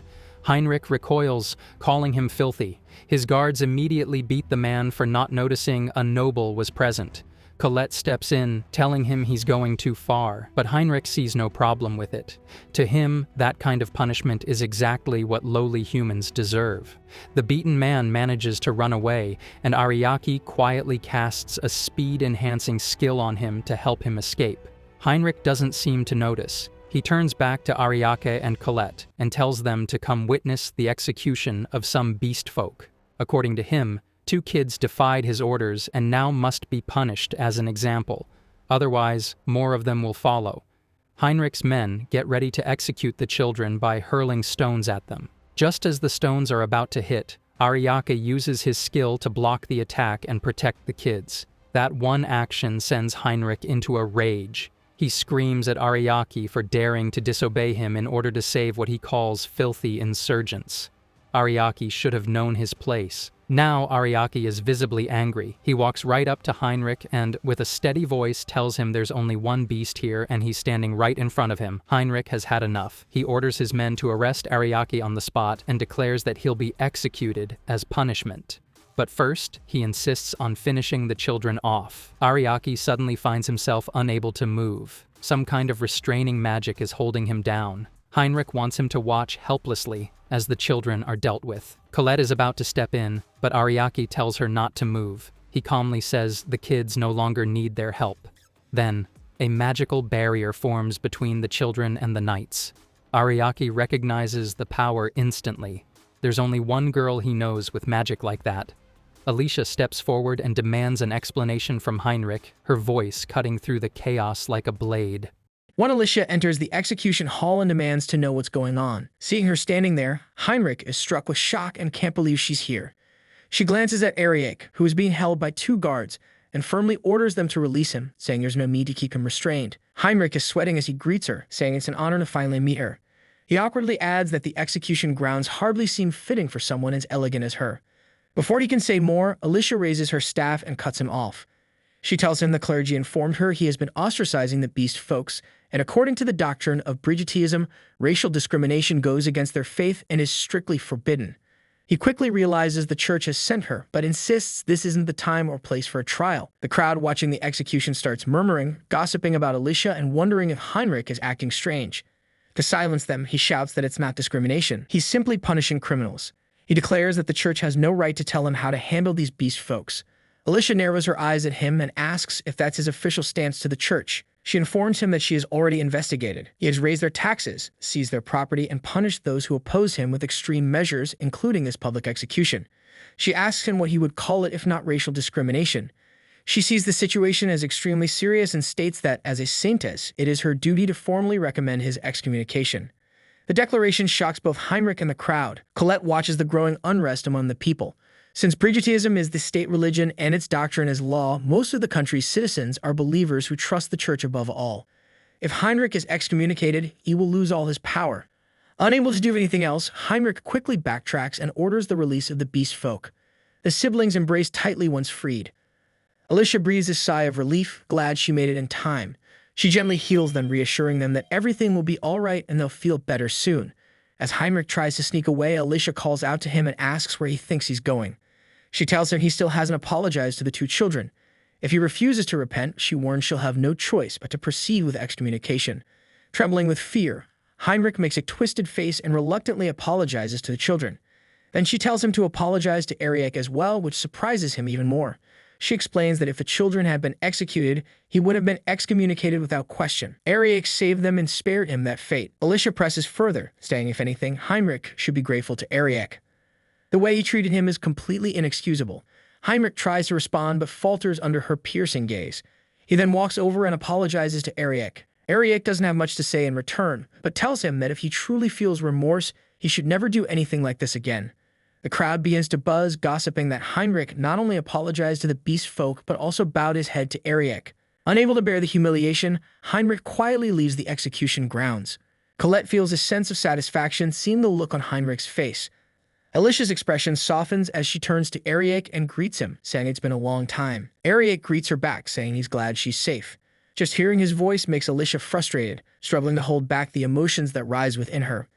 It's been weeks since she last saw him, and she's glad she followed after him. To her, he looks even more divine than before. But then her gaze shifts to Colette, who is peeking out from behind Ariek. Her expression turns helpless as she asks who the cute girl is that he has with him now. Colette steps forward and introduces herself to Alicia. Alicia is totally stunned by how beautiful Colette is. She can't believe at the moment she took her eyes off him, he ended up forming a party with such a cute girl. How could she have underestimated his charm like this? Alicia thinks of herself as the complete opposite of Colette, who's cute, carefree, and delicate. She doesn't even know how to react. Just the idea of being a third wheel makes her hesitate to look straight at Colette. At the same time, Colette is also taken aback by Alicia's enchanting beauty.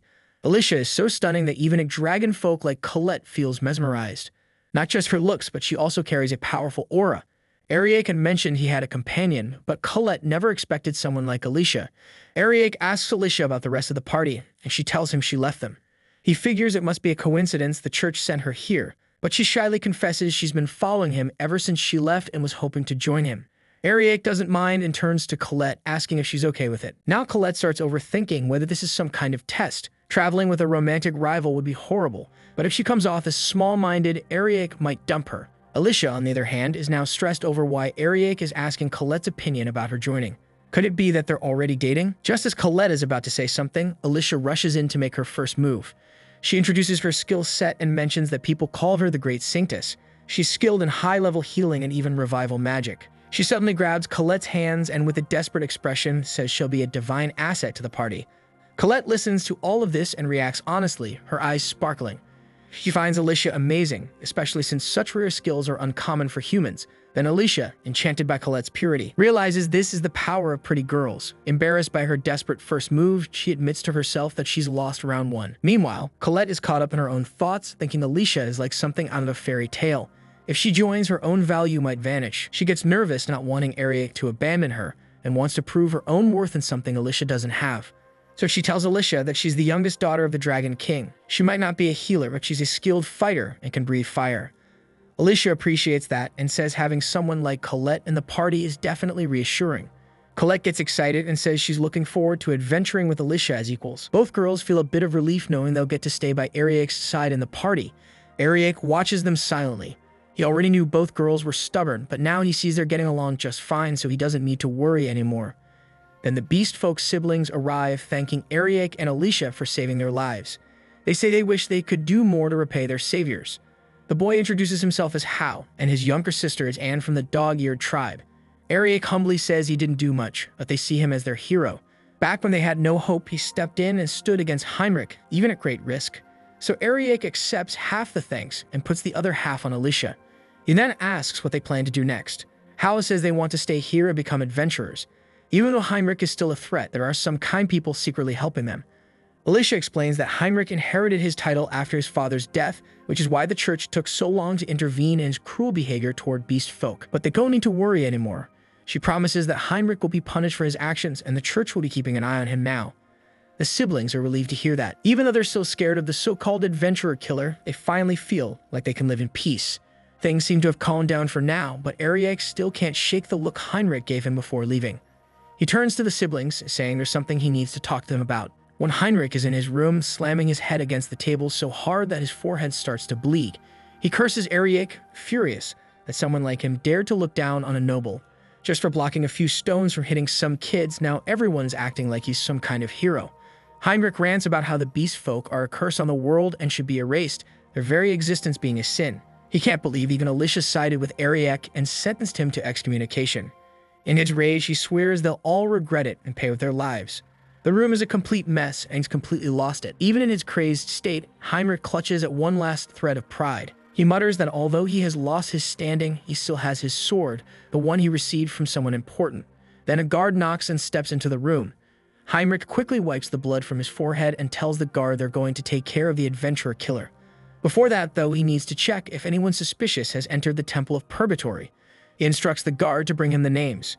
The guard hands him a list prepared by the guild as usual. Heinrich skims through it and suddenly breaks into a horrible, creepy smile. He spots the names of the beast folk siblings and grins, thinking luck is finally on his side. He tells the guard to gather the knights. They will head to the temple in the morning. By the next day, Heinrich and the knights reach their destination. From the top of the hill, Heinrich watches the scene below. One knight informs him that no suspicious adventurers have been spotted entering the temple. Then Heinrich catches sight of the beast folk siblings mingling with the other adventurers. His face twists into another creepy grin, and he immediately orders the knights to go inside the temple. Inside, two beast folk men are exploring the temple corridors. One of them brings up the adventurer killer, asking if it's really safe to be there. The other one brushes it off, saying they'll be fine, and besides, the loot is worth a lot now. He tells his friend to stop worrying about some silly urban legend. But that's when it happens. The next victim of the so-called urban legend arrives. A hooded figure stabs one of the men in the back without warning. The second man is frozen in shock, trembling, and tries to fight back. In the struggle, the killer's hood comes off, revealing a face they both know. It's their beloved lord, Heinrich. The man tries to run, but Heinrich cuts him down from behind. Since he saw Heinrich's face, he had no chance of surviving. Heinrich, grinning insanely, fully admits to being the killer. He mutters to himself about how even trash like beast folk can help sharpen his blade. The more blood it tastes, the more beautiful its cuts become. Then he whispers that now it's time for the main course, the siblings. Meanwhile, the beast folk's siblings are also inside the temple. The place feels creepier than usual, so they decide to take a short rest. Hao offers to scout the area a bit ahead and leaves his sister behind. Watching from the shadows, Heinrich grins wickedly. This is the perfect opportunity. With the brother gone, he can take out the sister first. Heinrich plans to torment the brother by making him watch his sister's lifeless body. He rushes forward, aiming to strike the girl from behind, but Hao appears out of nowhere and punches him hard in the face, telling him not to touch his sister. Heinrich crashes to the ground, shocked, and demands to know how he snuck up on him. Then Colette steps forward, removing her wig, and reveals that she had been the one posing as Hao. Eric and Alicia arrive behind her, and Eric admits that the plan worked out better than he expected, even though he had been worried. Eric explains that he had already figured out who the adventurer killer was. During Heinrich's speech the other day, he mentioned that the killer was hiding among the adventurers. That detail tipped him off. It could have been anyone, so calling out adventurers specifically seemed suspicious. For someone like Heinrich to be doing such dirty work himself also felt off, suggesting he had a hidden agenda. Spending an entire year on a fruitless search without damaging his reputation made sense only if the search itself was a cover to continue the murders in secret. Heinrich yells that none of those connections prove anything. Then Alicia steps forward and uses her magic to revive the beast folk victims Heinrich had killed. One of them points directly at Heinrich, confirming that he is the one who ended their lives. Colette moves over to a sword lying nearby. It radiates an evil aura that grows stronger the more it is used to kill. The sheath had been concealing that aura, hiding its true nature. To take down a noble like Heinrich, Eric had to be careful. He came up with a plan that involved using the siblings as decoys. Alicia, now cold and expressionless, condemns Heinrich. She lists his crimes, murder, civil rights abuse, and blackmail. She says he is a disgrace to society, and once the truth comes out, he will lose everything. Heinrich, beaten and with a swollen face, is handed over to the beast folk men who are ready to take him back. But then he begins muttering to himself, and Eric senses something is wrong. Heinrich suddenly shouts the same line Aaron Jaeger once did. He says he will kill every last one of them. Eric yells for everyone to get down, but it's too late. The sword starts shaking, then rises with a violent swirl of wind that throws Colette and the others backward. The weapon returns to Heinrich, pulsing with a dark, evil power. Now standing tall, gripping his blade, Heinrich declares that he will show them the true power of the demonic sword. One Heinrich holds up his sword and rants that they dared insult him, so now they'll be destroyed by his blade. He pulls the sword back, ready to strike. Eric senses something strange and warns him that this isn't just a sword, it's a monster. But again, he's too late. The sword transforms into a massive, grotesque creature. From behind Heinrich, tentacles shoot out, piercing through his head from back to front. Then the monster completely devours him. Colette, shocked, asks what this thing is. Ariake explains that it's a monster called a mimic. It disguises itself as an item and feeds on adventurers to grow stronger. The creature extends its tentacles and begins hurling rocks at Ariake and the others. They scramble to dodge the attacks, diving behind large boulders for cover. Ariake and Alicia manage to shield everyone, but if the mimic gets any faster, it won't be able to hold it back. Hao stays close to Ariake and mentions that he's heard of mimics living in treasure chests. Ariake tells him they're not limited to that. This one has evolved into its final form, a hell mimic, after devouring so many souls. These are triple S-class monsters, considered a disaster-level threat. Then the monster lets out a new attack. A shockwave bursts out, knocking everyone unconscious except Alicia and a few other powerful fighters. Alicia observes its movements and notices that they're sluggish, which means it hasn't fully absorbed Heinrich yet. Ariake tells everyone except Alicia and Colette to evacuate immediately since they're lucky enough to be on the ground floor. He will cover them and then team up with his party to finish the monster off. Hao feels frustrated, saying in a self-deprecating way that all he can do is help evacuate. He figures he'd be useless against a creature like that. Ariake places a hand on his shoulder and encourages him, telling him that knowing what to do in a critical moment is the mark of a true adventurer. He's better than he thinks. Then Hao leads the others out quickly while Ariake, Alicia, and Colette stay hidden. But their cover won't hold much longer. The monster has fully consumed Heinrich now and begins creeping closer. They can hear its voice repeating the same words Heinrich once shouted about killing Ariake and everyone else. Ariake and the others are ready to form a tight formation.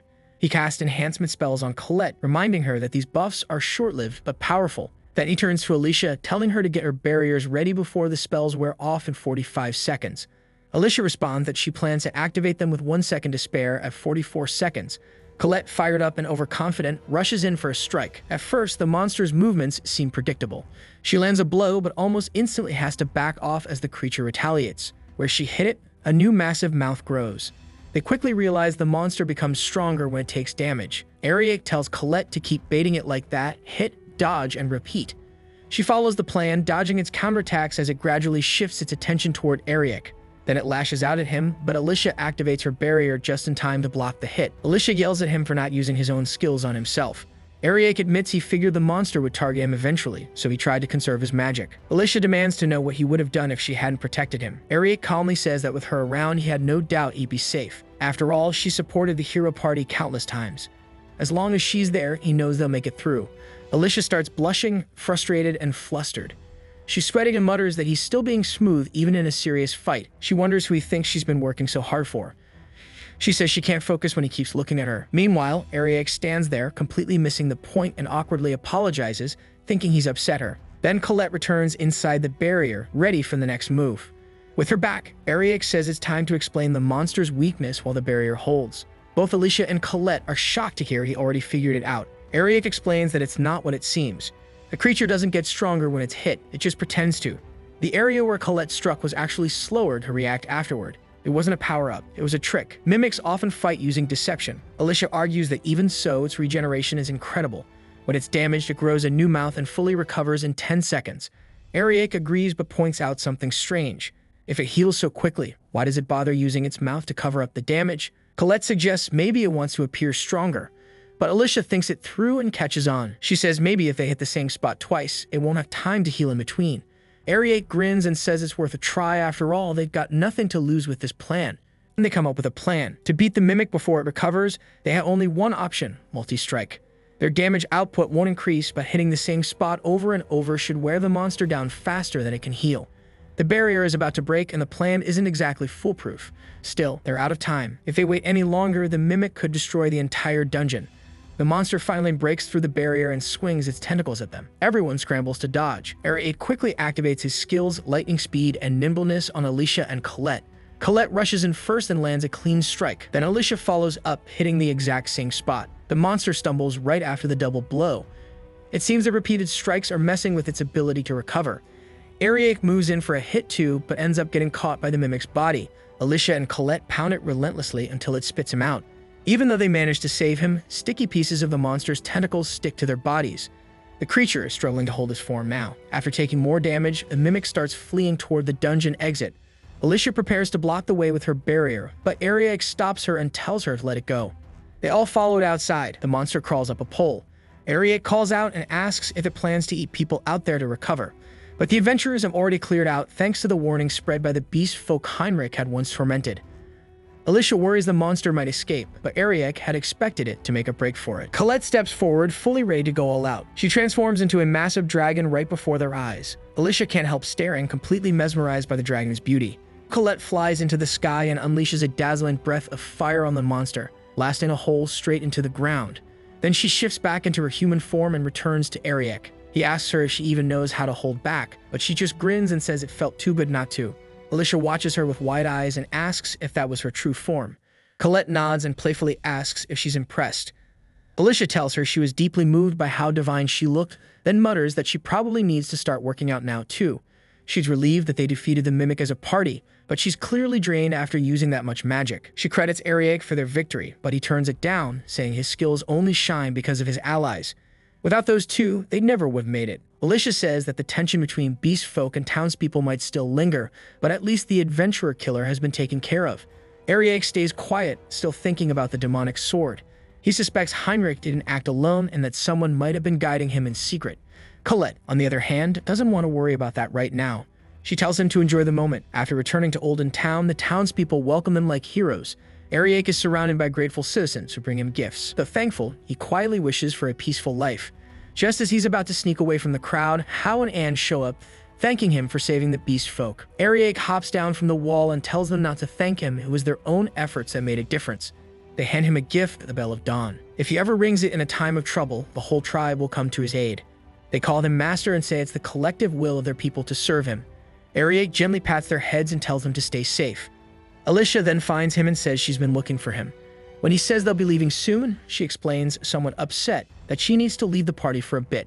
The church officials have requested her presence. She half blames him, saying that since he took down Heinrich, the church now wants to thank her personally and hear her report.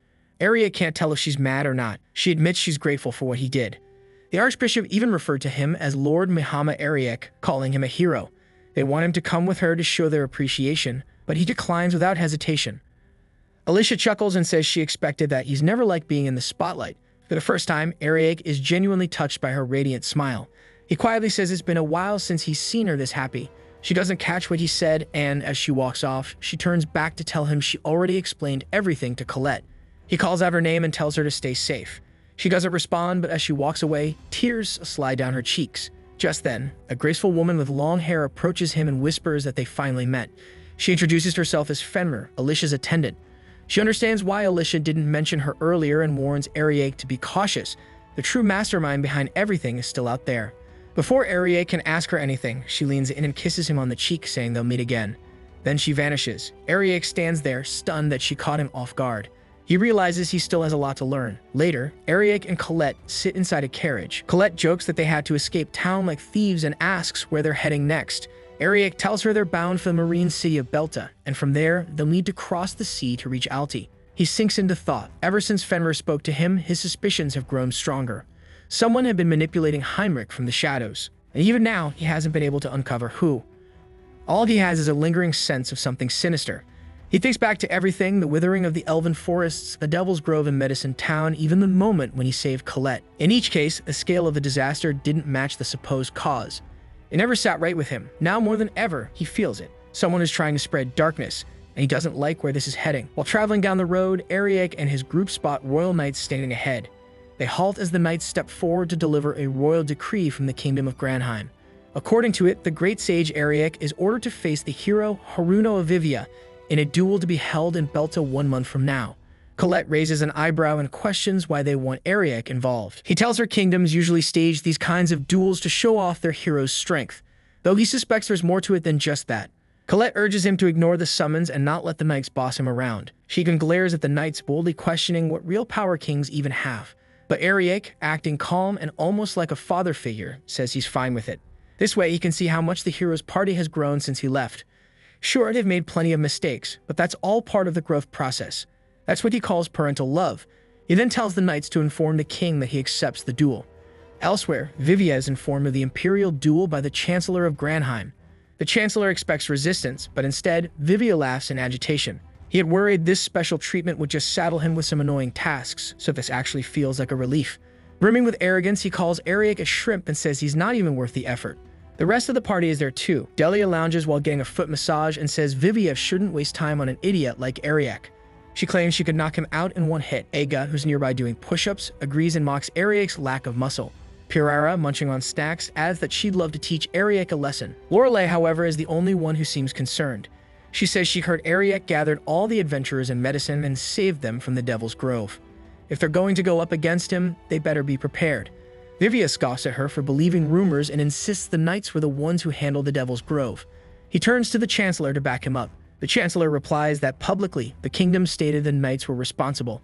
Vivia's eyes twitch at the word publicly, but the Chancellor says nothing more, citing his position.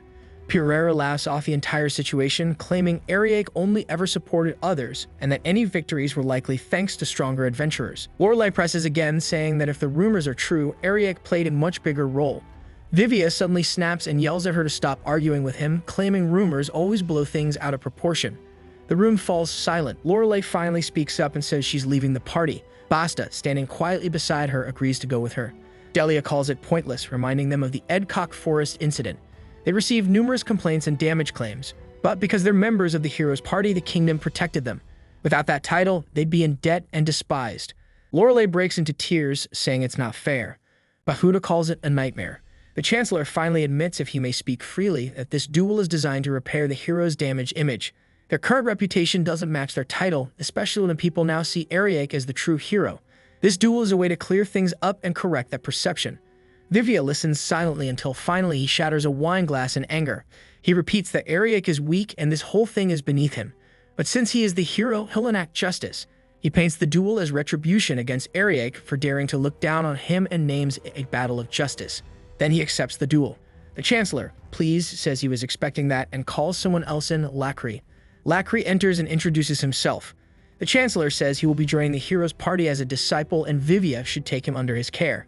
Vivia looks furious, pointing at Lacri and asking if the Chancellor really wants him to babysit a kid. He argues that Lacri is not even a girl and he doesn't want to deal with this. The Chancellor calmly explains that Lacri wields the Holy Lance Brionac, and since Vivia once wielded a holy weapon himself, no one is more suited to guide him. Lacri's special training under hero Vivia begins. Though inexperienced with swordsmanship, Lacri is grateful and gives his all. The group is traveling toward the marine city of Belta for Ariek's imperial duel. While Vivia trains Lacri, the rest of the hero party relaxes with card games. Lorelei, irritated, asks if this is really the time to play around. They just see it as a break from training. Basta quietly tells her it's no use trying to change her attitude and adds that Lacri seems reasonable. Lorelei agrees and starts to feel worried about Lacri. During a session, Lacri's lance flies out of his hands, and as he runs to retrieve it, Vivia boils with anger. He recalls the Chancellor's words that Lacri might surpass him if trained by a true hero. Vivia grits his teeth, thinking Lacri is just a lucky brat who thinks he has power just because he was chosen. When Lacri returns with his lance, Vivia suddenly kicks him in the stomach, claiming he left himself wide open. Lorelei defends Lacri, saying attacking someone who isn't ready isn't cool. Vivia waves it off, saying it was a lesson. Lacri gets back up and thanks Vivia for the guidance, which only annoys him more. Vivia launches another attack, but Lacri manages to dodge. Though he stumbles, Lorelei notes how impressive it was that Lacri redirected the impact using his waist armor. Furious, Vivia decides to show him what real strength looks like. With a flourish of sword moves, he slams Lacri with a heavy strike, sending him flying. The others call out that he's gone too far, but Vivia claims he held back. Laughing, he bets Lacri doesn't even know what just happened. Lorelei helps Lacri sit up. Though in pain, Lacri carefully describes the entire sequence of Vivia's move, how he used a downward swing to launch his sword upward, then follow the momentum to strike down again. He says he learned a lot from the gravity-defying technique. Vivia starts sweating. Lacri noticed details of his technique he didn't even realize himself. If Lacri's reflexes had been sharper, he might have avoided the attack. Meanwhile, Delia, Pirara, and Iba grow jealous. They realize Lacri's potential and begin to see him as a threat. To put Lacri in his place, Vivia decides to test his strength. He tells the others to show Lacri how it's done. In a blur of attacks, they beat him up. Vivia approaches and tells Lacri that if he can't handle this level of training, he won't be able to keep up with them. He adds that he has the perfect job for him. Later, Vivia and the others enjoy their lunch while making Lacri serve them. They order him around, forcing him to fetch tea. Lorelei points out it's basically bullying. Vivia dismisses it, saying it's natural for a disciple to serve. He mocks Lacri, calling him a loser who at least has something he's good at. Lacri, holding back his shame, tells Lorelei not to worry. He knows he's weak and was only recently chosen by the Holy Lance. He'll do whatever it takes to stay in the party. Vivia agrees, saying if he lacks talent, he needs to work harder. As Lacri walks forward with a tray, the wine glass he carries tips over, spilling its contents on Vivia. Furious, Vivia grabs Lacri by the collar, slams him to the ground, and yells at him. He says Lacri can't fight, can't even run errands, and commands him to leave the party. Lacri trembles, haunted by memories of someone else yelling at him about carrying the weight of his family name. Overwhelmed, he runs away. Vivia scoffs, saying someone who runs at this stage isn't worthy to be his disciple. Lacri flees to the forest, crying. He blames himself, thinking he's talentless and a disappointment. He gave up his friends, his old life, and even himself to walk this path. He cries out to the Holy Lance, questioning why it chose him. That's when a group of bandits spots him. They notice his expensive-looking lance and tell him to hand it over. He backs away and falls down a hill. The bandits call for backup. At the bottom of the hill, Lacri lands safely and quickly heals with a potion Basta gave him. He estimates that 5 to 10 enemies are incoming. Clutching the lance to his chest, he decides he has to escape. If he stays, he'll be captured. He plans to find a village while the potion still helps him recover. Being hunted in unfamiliar territory may seem hopeless, but he refuses to go down without a fight. 2 bandits return with reinforcements and begin searching for Lacri. She is injured, so they assume she couldn't have gone far. Until now, Lacri never gave herself much thought, but the pain and exhaustion are starting to get to her. Her head spins as she hides behind a tree, watching more bandits gather. She still has a small amount of potion left and is about to drink it when a bandit comes from another direction and swings an axe at her. Fortunately, Lacri's reflexes kick in, and she dodges. Soon, around 30 bandits surround her. One of them calls her a lad, which offends her. She laughs at herself for worrying about such a trivial thing in a dire situation. The wielder of the Holy Lance was chosen from the Kelberg family, and it was her, not her brothers. Her father believed only a man should wield such a weapon, so from the moment she was chosen, she was treated as one. Her hair was cut short, her dresses were replaced with armor, and even so, she bore the burden proudly as the youngest daughter. That pride still burns fiercely, and she refuses to hand Bryonic over to scum like these. One of the bandits hits her, and she fights back, yelling that if they want the lance, they'll have to rip it from her cold, dead hands. If she can't block their attacks, she'll deflect them. If not, she'll make sure the cuts aren't deep. As long as she avoids a fatal hit, that's all that matters. She charges toward the bandit chief, planning to use him as a shield. But midway through, her limbs go numb and she collapses. The bandits have poisoned their weapons, and it's now affecting her. The chief takes her lance and mocks her, saying he hopes she regrets losing it before they end her pathetic life. Just then, Ariake arrives. He mocks them for ganging up on a child and sends several bandits flying with a single swing. Lacri is shocked by how easily he took them down. The bandits wonder if he's with her, but the chief doesn't care. He claims they've got the lance and should just leave. But when he looks at his hands, the lance is gone. Ariake holds it now, saying it belongs to Lacri, and he's taking it back. He reaches out to help her up and introduces himself. But since this feels like a harem story, what comes next is predictable. Lacri, overwhelmed, blushes as her heart races and body feels hot. She tells him her name. He asks her to explain later. Based on his abnormal status detection skill, the antidote he gave her has worked. Before she can even ask when he gave it, he cuts her off and says it's time to move. A bandit charges at Ariake, but he knocks him back with a much stronger blow than before. Lacri is amazed. He just struck the bandit 10 times in one move. She wonders if he combined multiple skills. Ariake confirms it, then asks if she really saw that. Suddenly, he grabs an arrow midair, one that had been flying toward him. The bandit chief grabs Lacri as a hostage and threatens to end her slowly. Lacri apologizes to Ariake, feeling foolish that he risked everything to save her and she still got caught. Ariake smirks and says the bandit doesn't stand a chance against her. He reminds her of his earlier strike and how she saw every detail. He believes she has eyes that can slow down her perception of enemy attacks. She just has to focus. Though she's confused, the chief laughs at Ariake's confidence and runs toward Lacri. But then he freezes. There is something strange about Lacri's aura now. Ariake tells him that a simple knife won't be enough to hold her. She stares the chief down with intimidating eyes and escapes his grasp with a strike. Ariake compliments her, and she's shocked that the chief really did seem to move in slow motion. She asks if he helped her. He says no, it was her own power. He tells her that when she's defending or dodging, she needs to follow her opponent's movements with her lance. That way, they'll eventually crash into it themselves. She understands. The chief tries to attack again, claiming he isn't done yet. He says he'll torture her to death. But Lacri opens her eyes wide, tracking every motion he makes. Everything slows down. Before the chief can strike, she blocks him and glides her lance along his neck, taking him down. The remaining bandits are stunned. Both Ariake and the kid are too strong. They flee. Lacri prepares to chase them, but Ariake stops her. He's already set traps in the forest. Those bandits will be caught eventually. He explains that he originally came here to clear the bandits out for the local village. Since there were too many, he set traps to take them all out at once without alerting them. Then she showed up. He apologizes for getting her involved. But Lacri doesn't mind. Thanks to him, she's grown stronger. She can still feel the lingering numbness from awakening her ability. She wants to learn more from him, not just about power, but how to wield it. She says she wishes to become his apprentice. Ariake and Lacri head to a house in the village where a kind lady greets them with roasted boar and other delicious food. Since they defeated the bandits, she says it's the least she can do. Ariake asks if he can get 5 more servings of roasted boar, mentioning that another companion will be joining them soon. During their meal, Ariake learns that Lacri was kicked out of the hero party. He mentions that they are in the same boat, which surprises Lacri. She says it makes sense for her since she's just a talentless loser, but she never imagined the same would happen to someone like him. Ariake asks if she truly believes she's talentless. She explains that's what her party members always said, and when she was attacked in the mountains, she felt useless on her own. The only reason she managed to strike back was because of him. Being chosen by the Holy Lance doesn't automatically make someone skilled, she says. Without real ability, it means nothing. Ariake takes her hands in his and says that when he held her hand earlier, he noticed something. Despite her delicate frame, her hands were covered in calluses, proof of her effort and dedication.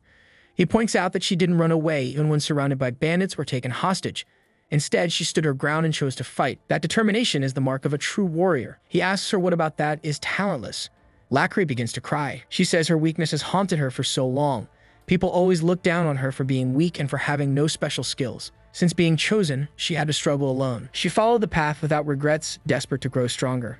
But now, Ariake has acknowledged her. He called her a warrior and proved to her that her efforts weren't in vain. With a grateful heart, she thanks him. He tells her it's too soon to cry. She still has untapped potential. He asks her if she remembers seeing the number of strikes he used when they first met. She says she does and explains that she has above-average dynamic vision. Even so, back then, she couldn't react to the strikes, specifically Vivia's. She recalls the precise way Vivia struck, using the recoil from one move to power the next. Ariake immediately recognizes it as the Rondomir Waltz technique. It's a complicated skill most people can't comprehend, yet she understood it just by seeing it once. Suddenly, Colette makes a dramatic entrance, acting lovey-dovey and apologizing for being gone so long. Then she notices Lacri and asks who she is. Lacri introduces herself and explains that Ariake saved her. Colette is surprised that Ariake managed to help someone in such a short time. She watches how Lacri looks at him, then quickly introduces herself too. Just as she begins to boast about being the youngest daughter of the dragon clan, the lady brings out the roasted beef. Colette forgets everything else and starts eating. After their meal, they head to a wide-open area to test Lacri's abilities. Lacri is excited to demonstrate her first basic maneuver with the lance, but Ariake asks her to show him Vivia's Rondomir Waltz instead. He asks Colette to be her sparring partner. Colette agrees, though she wonders if it's safe to attempt such a technique after only seeing it once. Lacri confidently says she can do it with her lance, which surprises Colette. The sparring match begins. Lacri mimics the powerful strikes of the Rondomir Waltz and Colette blocks them. After a few exchanges, Lacri grows tired and admits she can't match the hero's speed or strength. Ariake praises her progress. Having seen Vivia use the technique for years, even he is amazed by her ability to copy it. He gives her skill a name, Mirrored Mastery. He explains that her skill allows her to pick up on people's habits and movements, enabling her to learn both offensive and defensive techniques just by watching. It's not simply imitation, she can detect openings and craft the perfect counterattack. In other words, once she has seen a move, she won't lose to it again. Lacri reflects that her body had been instinctively reacting all along. However, she realizes she struggles to use the skill offensively. Ariake tells her that to truly master Mirrored Mastery, she needs to blend it into her attacks. Since her body already dodges instinctively, learning offensive use won't be difficult, it just takes training. Bowing deeply, Lacri thanks him. After being abandoned by the hero party, she felt lost, but now she sees a path forward. Ariake has helped her realize she can become stronger, and she vows to work even harder. Out of the blue, Ariake offers her a place in his party. With a holy weapon at her side, it would be a good addition. Plus, friendly competition pushes growth, and he could give her more guidance. Lacri lights up and asks if he is really letting her become his disciple. Ariake starts sweating as Lacri stares at him with sparkling eyes. He extends his hand and says he's supposed to be retired, but if that's what she truly wants, he'll accept her as a disciple. She clasps his hand and thanks him, calling him Master Ariake. Now that she's a disciple, it's time to begin her training. First, she must master Mirrored Mastery.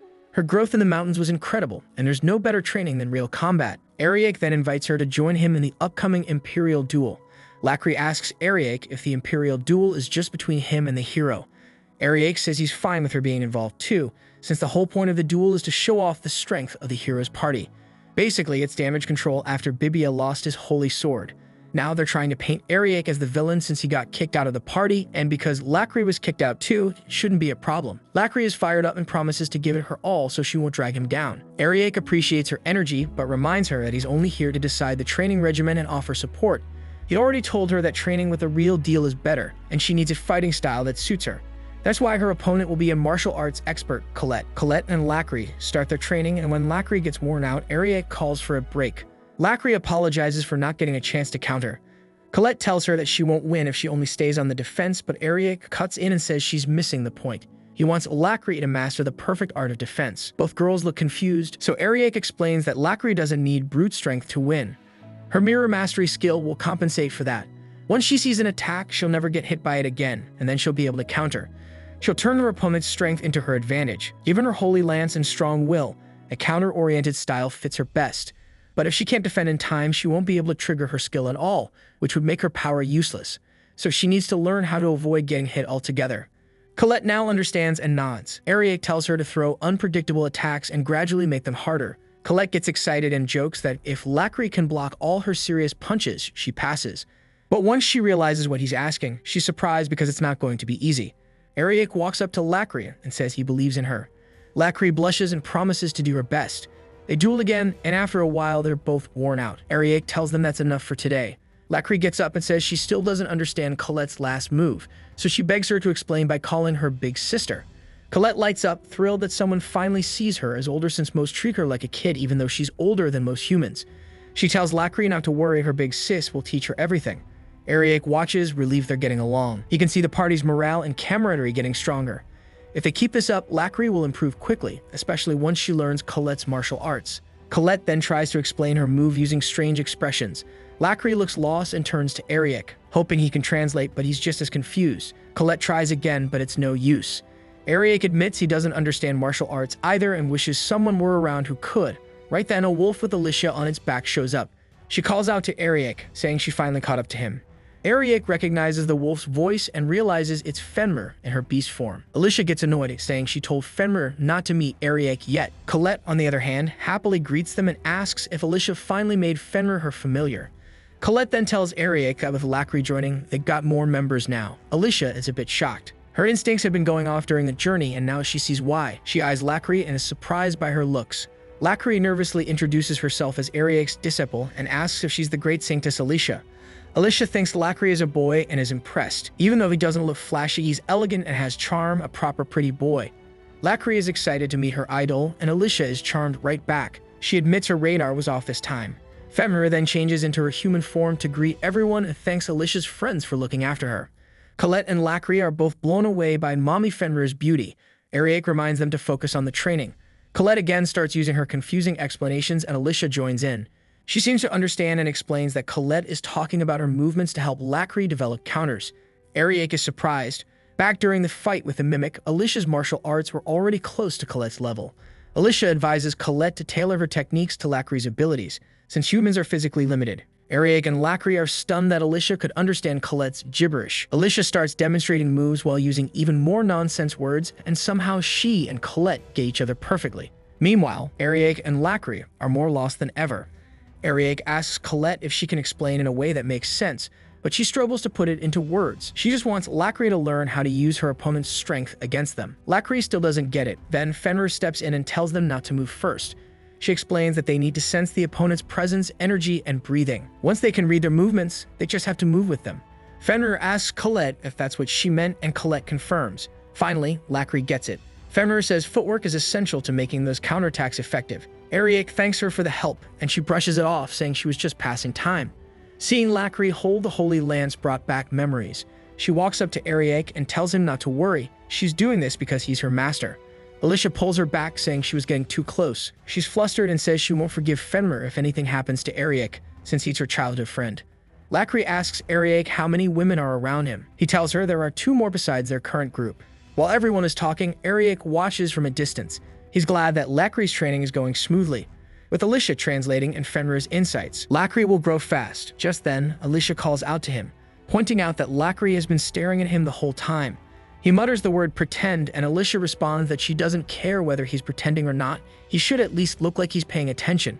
He gets what she means and asks if maybe they should put on a little show. Colette and Lacri are going at it with some serious moves. Lacri is blocking Colette's strikes way better than before. It's been 2 weeks and her improvement is impressive. She can now read all of Colette's attacks clearly. Ariek has a new plan. He's stepping things up by adding Alicia to the match. Now Lacri has to face both Colette and Alicia. Alicia suddenly joins in with a surprise strike. Lacri manages to dodge, but not fast enough. Something feels off. Her hands feel strange and Bryonak won't move how she wants. Alicia tells her that she's put a barrier around her. She's added weight to Bryonak to make it proper training. That means Lacri now has to move faster and watch even more carefully to keep up with Alicia's long-reach strikes and the now heavier Bryonak. While Lacri is focused on Alicia, Colette sneaks up behind her and reminds her not to forget about her. It's overwhelming. 2 against 1 is brutal. Alicia keeps smiling like a saintess and says Lacri's doing fine. Then she adds that if Lacri dies, she'll just revive her. That scares Lacri more than anything. Even though they're both attacking together, neither of them can land a clean hit. Lacri is dodging every normal strike. Colette gets excited and suggests it might be time to use special skills. She says a dragon's value is in its fire. Alicia immediately worries Colette might burn down the whole village. Lacri is sweating, panicking, but thinking that even if she dies, she'll be revived. Still, she has to stop Colette no matter what. As Colette inhales, ready to unleash fire, Ariek steps in. He activates skills on both of them. He weakens Colette's power and increases Lacri's resistance. He wants Lacri to survive the impact. Even with a weakened strike, it's still powerful. But knowing Ariek casts a skill on her fills Lacri with energy. She feels like her powers multiplied 100-fold, and she braces to take the flames head-on. Ariek tells Alicia to cast a barrier around him in the village. She does it, but also begs him to cast a spell on her too. It's been so long since he protected her with this spell. Ariek's confused. Her barriers are way stronger than his skills. Alicia looks disappointed and says that's what she gets for being strong. Then they all feel a blazing heat wave. Colette's powering up, her mouth glowing. Alicia watches closely. Fenrir tells her to pay attention and see what the Holy Lance's wielder is really capable of. A massive fire wave crashes toward Lacri like flaming meteors. She's scared. Without Ariek's power, she wouldn't be able to stand. But she trusts Bryonak. She centers her balance and guards herself. The only thing she can do is swing with everything she's got. Later, Ariek praises her for withstanding Colette's full blast. The explosion tossed both of them into the river, but at least it cooled them down. Lacri stands in the current aching, while Alicia heals her. Ariek says she's finally mastered the defensive skills needed to use her mirrored mastery. However, she's still not using Bryonak to its full potential. That's something they'll work on in the next phase of training. He figures she should discover Bryonak's real power herself, so he proposes a quest. They head into a dungeon, the Goblin Nest. Lacri takes on goblins with her lance. Colette punches them straight in the face. Alicia traps and blasts them with her barrier skills. Fenrir freezes and crushes them with her breath. The senpai are having a blast. Ariek tells them it's not supposed to be a training session, but Lacri says watching them is helping her learn. Since they're almost done clearing the goblins, she wants to absorb as much as possible. The party feels well balanced now, especially with Lacri's new defensive strength. Ariek, however, starts to worry about Vivia's party. Alicia overhears and informs him that Vivia has added new members, Basta, the porter, and Lorelei, the former temporary healer, now officially part of the hero's party. Ariek already knows Lorelei is an efficient healer, so he's not too concerned. Still, if they hadn't kicked Lacri out, they'd have another powerful ally. Maybe Vivia has gotten so strong he doesn't need the Holy Lance. If that's the case, Ariek and his team need to be ready for the upcoming duel. Then Fenrir senses goblins heading their way. She says they'll be here in 10 seconds. The girls prepare and take a solid formation. Ariek watches, feeling confident about his team. The goblins charge in, but the battle ends quickly. They're all wiped out. Fenrir senses no more goblins nearby. Suddenly, the ground rumbles and a hidden entrance opens in the dungeon wall. Ariek calls it a secret dungeon. That means a high-level boss must be lurking inside. Colette laughs and says this will be a great trial for Lacri. She gets focused immediately, and so the heroes enter the hidden dungeon. They head down a long staircase until they reach a door that leads into a grand hall. Inside, the Goblin King is sitting proudly on his throne, chomping down his bloody meal. The creature is an S-ranked monster, far more dangerous than the goblins outside. Alicia looks worried. If the king commands his minions, he could wipe out an entire nation. The meat before him is a mangled mess, no way to tell if it's livestock or human. The Goblin King stares at Ariek, who apologizes for interrupting his mealtime. But they come to take him out. The king rises and swings at Ariek, who dodges and leaps into the air. Ariek notices how precise the king's swing was despite his massive size. That confirms it. This monster is definitely S-rank. The king growls and charges after Ariek, swinging his axe. He misses and splits a pillar in half. Ariek realizes just how powerful this thing is. Normally, he would avoid fighting a monster like this, but today is different. It's the perfect chance for the Holy Lance wielder to shine. He lands beside Lacri and activates a skill on her. His plan is simple. Let Lacri take the lead and see if she can block the king's first strike. If she manages, the others will follow up with their attacks. Lacri hesitates and tells Ariake she can't do it, but her hesitation comes too late. The king is already charging at her with his axe ready. She pulls herself together. She has Ariake's support and her teammates are behind her. She braces herself. The axe comes down and she blocks it with everything she's got. The king's strength presses against her, and she feels like her body's about to be crushed. One slip and she's done. Fear floods her, but she digs deep. She remembers how Brionac chose her when she was weak. She almost lost it once, but now she's stronger. She begs Brionac to help her protect the people she cares about. A wave of powerful energy bursts from Brionac and knocks the king back. Ariake shouts for Fenrir and Colette to move in. They jump in and knock the king to the ground. Alicia finishes it off by locking him in place with her barrier. Lacri thanks the girls, saying they're incredible, but Fenrir gives her credit. She was the one who opened the path for them, and Ariake trusted her enough to send her in without casting any real spell. Alicia adds that Ariake only pretended to cast a skill. Lacri is shocked and asks why. Ariake tells her she didn't need it. She already had the strength to block the king's attack. The problem wasn't her power, it was that her heart hadn't caught up yet. She lacked belief in herself, but she took that final step on her own. Lacri admits that something felt different when she blocked that strike. Everything felt light, like she was absorbing the blow instead of just deflecting it. Ariake explains that it's Brionac's true ability, dimensional interference. She remembers her father once mentioned it. Brionac can tamper with dimensions and reduce external force. She asks if that means she can send the impact into another dimension. Before Ariake can answer, the Goblin King stirs again. The barrier is cracking. The king breaks free and charges at them. Ariake calls out commands. Alicia is to freeze his movements with her barriers.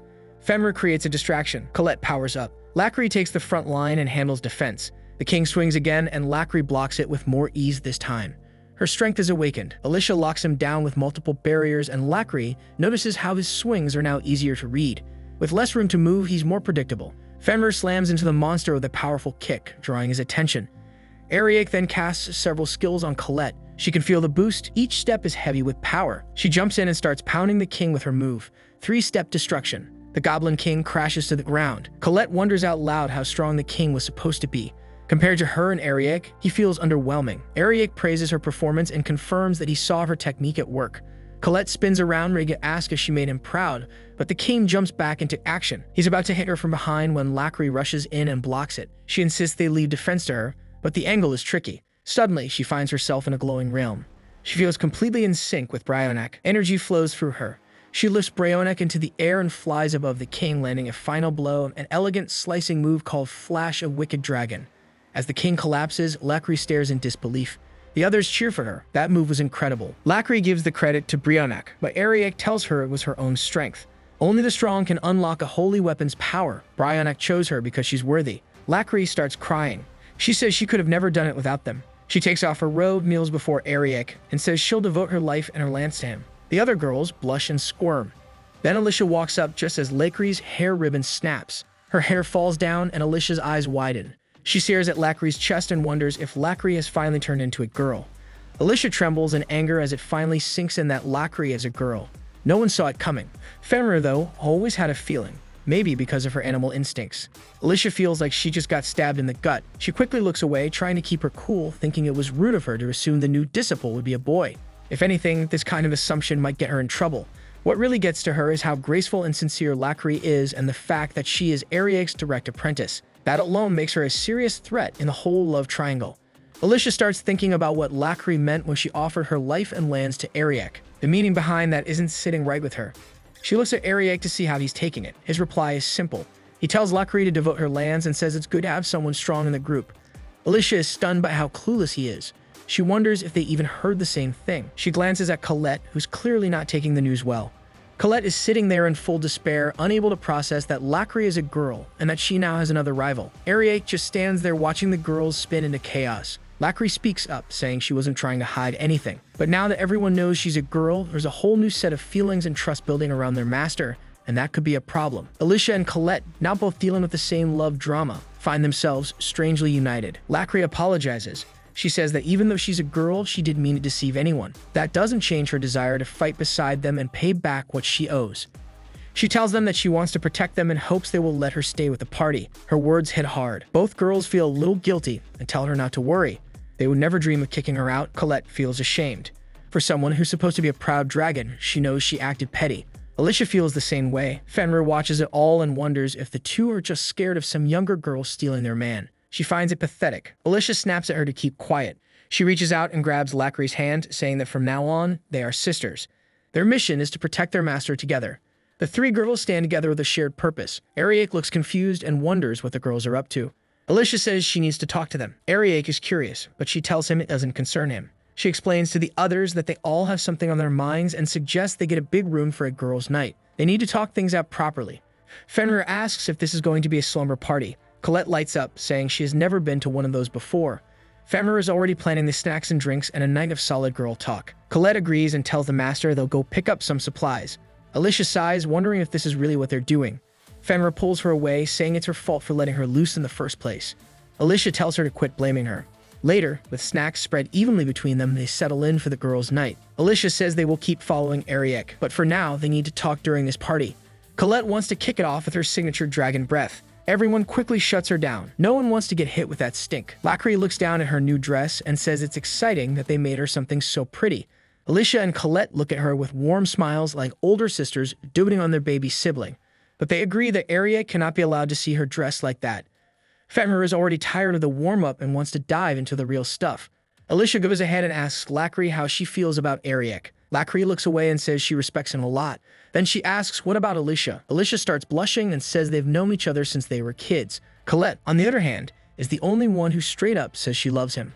The other girls admire how fearless she is about her feelings. Fenrir eyes Alicia and points out how different that is from someone else in the room. Alicia completely breaks down and finally admits that she loves him too. Lacri grins and says she already knew. Alicia says that it must be because Lacri has the holy lands and those eyes that see everything. Lacri just replies that it's obvious to anyone paying attention. The only one who doesn't seem to get it is Ariake, who is as clueless as ever. Now that everyone's honest about their feelings, Alicia talks about how he always misses her signals, but is still the first to help her when she's down. He notices everything from behind the scenes. Anne might be slick, but with a guy like that, how can anyone not fall for him? The others look at her and realize that she really is glowing. Lacri wishes she could be like her, to give everything to someone she loves. Colette starts sulking and says she's not cute at all. The girls tell her she's wrong. She's totally cute. Lacri says she wears boyish clothes and that doesn't make her cute either. They all scold her for being too hard on herself. They agree she's adorable and decide it's time to make some changes. First step is giving her combat suit a bit of flair to bring out more of her charm. They throw around ideas and decide the final details can be left to the tailor, something that shows off a little more of her figure and gives her some confidence. They keep brainstorming designs and finally agree that she would look amazing using a lance. Lacri doesn't seem fully convinced. Meanwhile, in a dark castle, a deep voice echoes through the halls. The Holy Lance is headed to Belta. It seems they only recently found out that Ariake has taken in its wielder. They can't believe how the man acts like the world revolves around him. The original plan was for the hero to raise the barrier of the Holy Lance and corrupt hearts with darkness. But things are going in a different direction. The voice tells his followers that if Ariake is actually skilled, then yes, the wielder of the lance might become a major problem. But if he is weak, there's no need to adjust the plan. The voice laughs with excitement, already looking forward to the day he faces Ariake in an imperial duel. In the lively marine town of Marine Belta, the streets are full of celebration. People rush around, cheering and watching the hero's party as they parade through the city. The crowd's excitement feeds the hero's ego, and he walks proudly, looking down at the people with a smug expression. One party member mutters that the only reason he acts like this is because no one can hear what he's actually saying.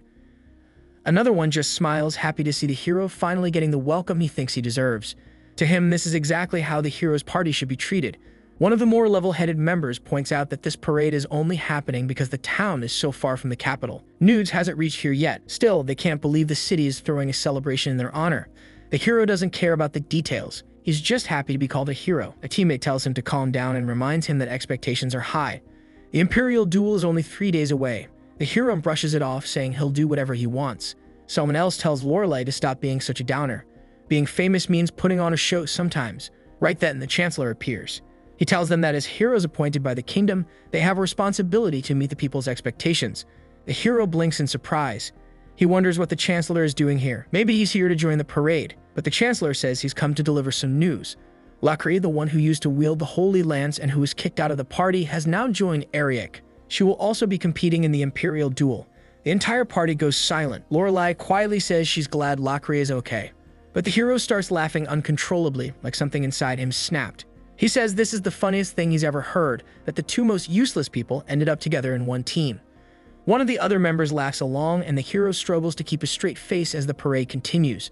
The rest of them joke about how desperate Ariek and Lacri must be to team up, saying desperate people belong together. Lorelei speaks up, saying Lacri had real potential.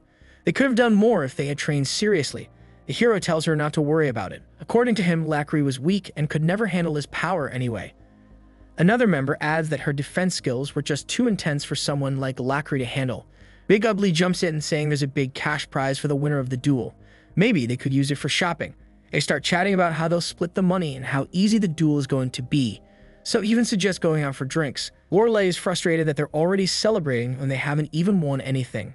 The Chancellor listens and points out that it sounds like a few of them have some faith in Ariek. Lorelei tries to walk it back, saying they should act more like real heroes. One of the members tells her to stop trying to be perfect, that people only care about what they want to believe. To them, the hero is just someone to admire. They don't need to know the truth. Lorelei turns to Pulala and asks what she meant. Pulala laughs loudly and admits that something feels off about this whole group. She says it feels like they're all stuck in something they can't escape. Lorelei says she would leave if she ever got the chance. Pulala disagrees. Her eyes shine with something strange. She says she wants to stay right where she is. She wants to be one of the kingdom's top heroes. There are things she wants to do with the title. The Chancellor watches her with a cold expression and leaves to get ready for the evening banquet. As the sun sets, the sky lights up with fireworks, and everyone watches the display. They all say it looks beautiful. They're sure that under the hero's lead, victory is guaranteed, especially when facing someone like Ariek. Later, the hero is shown to a lavish room, one even better than a 5-star restaurant. He looks around, smiling to himself, saying heroes deserve this kind of luxury. He says he's grateful, first for getting his sword back and now for having his reputation restored. The Chancellor cuts him off coldly, saying he doesn't care about gratitude. What he wants is results. The hero promises to win the duel against Ariek. He calls Ariek a sly fox and says he won't let him get away with cheating again. He claims Ariek always looks down on him. The Chancellor listens and says nothing. The hero grins and lays out his plan for the duel. The Chancellor says it might work if they stretch the rules a bit, but it won't be a clean win. After a long speech about fighting dirty, the hero shrugs and says that all is fair in love and war. If crushing Ariek is what it takes to please the crowd, then that's what he'll do. The Chancellor then pulls out a strange object. It looks like a blob of flesh. The hero stares at it, asking what it is. The Chancellor says it's Sukuna's finger from Alibaba. He tells the hero to swallow it. It will be effective and act as their trump card when the time comes. The hero hesitates, saying he'll keep it with him for now. The Chancellor nods and tells him that both the trump card and the hero are important pieces in this plan. With a chilling smile, the Chancellor turns and leaves. Ariek and his party finally arrive in the marine city of Belta the day before the Imperial duel. The streets are packed with people and merchants calling out to them with enthusiasm. Ariek notices how the entire city seems to be buzzing for the upcoming event. Alicia quickly picks up on something else. The people are celebrating the hero as if he is the hope of the entire world. They pass by a theater where performers call the hero the light of the world and claim that Ariek must be defeated tomorrow. Alicia wants to go up there and shut them up. Even a little dragon is fired up and wants to burn them down. Lacri, watching it all, starts to wonder if they even stand a chance. Ariek calmly tells her that the Empire's real goal with the duel is to help fix the image of the hero's party. They are the faces of the Empire and need to recover their honor. Fenrir adds that the enemy will probably do whatever it takes to win. Ariek looks at Lacri, saying this is her moment to show how far she's come. He looks up the sky, thinking that although they've done foolish things in the past, casting Lacri aside and hurting her like that was too cruel. He wants to make them pay for it. By facing her in battle, the hero will realize just how big a mistake he made. Ariek puts his hopes on her and tells her to teach them a hard lesson. Lacri nods and promises to give it her all. Fenrir wonders if the heroes are really strong enough to get their master this fired up. Alicia reminds them that they need to focus on the duel and not get distracted by all the stalls. Ariek, however, says they can relax a bit and even try some festival food. A nearby merchant calls out to the group, offering to sell them weapons at a discount. He points at Ariek, saying that his sword looks cheap and he should upgrade it. Ariek thinks for a second. His sword is only meant for self-defense, but if things go south in the duel, he might need something better. Lacri asks if that's what he really wants. Ariek says that if she's fighting by his side, then he also needs to be reliable. He chooses his staff, but the thing feels heavy and awkward in his hands. Alicia offers him her own, but Ariek turns her down. Alicia is left wondering why. After all, she's the great saintess. The moment her title gets mentioned, a crowd starts forming around her. She tries to deny it, saying they got the wrong person, but people begin swarming and almost pull her away from the party. Fenrir steps in with a sharp warning that makes the crowd back off. Alicia thanks her, and Fenrir reminds them that being identified here would cause problems. Ariake agrees, saying it's time to move on. On the day of the Imperial duel, the Chancellor informs the king that everything is set. The King of Granheim arrives to a round of applause and asks why there are so many participants. The Chancellor explains the duel format. It will be a 2 versus 2 match. Each side will select one other party member. The combatants will be split into frontline and backline roles, adding a layer of strategy that should make the duels more interesting. He promises the king that he won't be disappointed. The hero's party enters the arena and is met with roaring cheers. Ariake's entrance, however, is followed by cold silence. The little dragon looks around and is amazed by the size of the crowd. Alicia tries to cover her face, knowing that if anyone recognizes her, it could spell trouble for Ariake. The hero walks past with a smug grin and tells Ariake to run away while he can. Ariake calmly wonders why he should. He has every reason to stand here and plans to make the hero regret how he treated Lacri. The hero refuses to take responsibility, calling Ariake a worthless bug that should be squashed. He draws his sword and the crowd explodes with excitement, feeding his ego. He laughs and says that this is what real admiration looks like. He asks if Ariake can say the same. Lacri looks around, uneasy from the overwhelming cheers and the hero's party mocking her. Doubt starts creeping into her mind. Ariake notices and tells her they got this. They're not alone. A small section of the crowd is cheering for them. These are beast folk from Madison who traveled all the way here to support them. Some of them even bet their entire life savings on Ariake's party. Alicia is shocked to see them here. The hero brushes it off, saying that his countless fans make Ariake's little group meaningless. Ariake responds that it's not about how many, it's about who. That line strikes a nerve. The hero snaps and tells him to shut up. The roles are announced. On the hero's team, the hero himself will take the front line while Lorelei supports from the back. For Ariake's team, Lacri takes the front while Ariake stays in the rear. The hero taunts them, calling them losers and accusing them of trying to trick him with some fake strategy. Lacri yells back, revealing her new outfit and saying she'll make them regret everything. The hero stares at her in shock, only now realizing she's a girl. He says if he had known, he might have been nicer. Then he smirks at Team Ariake, saying that if they're looking for a new master, he could give them a good time. The girls are furious and shut him down immediately. The match is about to begin, and the hero says he'll make sure they get a beautiful fight. The bell rings, and the hero wastes no time. He blasts into the air and charges straight at Ariake with his finishing move. Aurora Burst lights up the field, and Bud Light magic shimmers around Ariake. He uses his damage reduction skill, Iron Wall, to defend himself. The hero confidently believes that Ariake's defense can't handle his power, but Ariake blocks the attack cleanly, calling the hero a fool. He powers up his own stats, increasing his critical hit rate and physical damage. He slams his staff into the hero's gut, launching him back into the wall. The crowd falls silent as the hero chokes and coughs from the blow. Ariake shakes his head, shocked that the hero didn't even bother using a proper defense stance. The hero's party is stunned. They can't believe that Aurora Burst got countered. Electric says the move had so many gaps that even she could have dodged it. Team Ariake starts to get pumped. Alicia says Aurora Burst is faster than randomizer vaults, and if she can keep up with that, she'll be fine in this match. The crowd is no longer cheering. Some are starting to question everything. Ariake shouts at the hero, saying he must be holding back. There's no way that weak move was his best shot. The hero stands up, trying to act cool. Ariake tells Lacri that things are about to get harder. The hero yells that he's supposed to fight Lacri and that Ariake needs to back off. Ariake calmly replies that he only attacked because he had to defend himself. The hero complains to the referee, accusing Ariake of cheating. Surprisingly, the referee agrees and labels Ariake a cheater. Lacri steps forward and tells her master that she will take it from here. She won't let them drag his name through the mud. She is his disciple after all. Ariake agrees and steps back. The hero smirks, thinking he's got this. He plans to beat Lacri fast, and once Ariake tries to step in again, he'll take them both out. As the backliners move to the edge of the arena, the real match begins between Lacri and the hero. Ariake watches the hero rant on about how he's going to crush Lacri, like it is already decided. The match is seconds from starting, and the hero shows no signs of holding back his cocky attitude. As soon as the bell rings, Ariake makes a sharp move in the opposite direction. He watches the opposing frontliners rush past one another. Lacri keeps her eyes locked on the hero and adjusts her stance. She is able to track his movements clearly. Now all that is left is for her to stay grounded, to keep calm, and not let the pressure push her into doing something reckless. She reminds herself that she is her master's disciple. She is trained for this moment, and she is determined to fight a match she will never regret. She takes the initiative and unleashes a fast series of strikes aimed at the hero. Her form is clean and sharp, but he dodges all of them with practiced ease. The hero starts thinking back to his earlier exchange with Ariake. He knows now that his first attack was sloppy and rushed, but he convinces himself that against Lacri, it will not make any difference. Even if she is doing well now, it won't last. He tells himself that it would be boring to end things right away, so he might as well draw it out and have some fun while he's at it.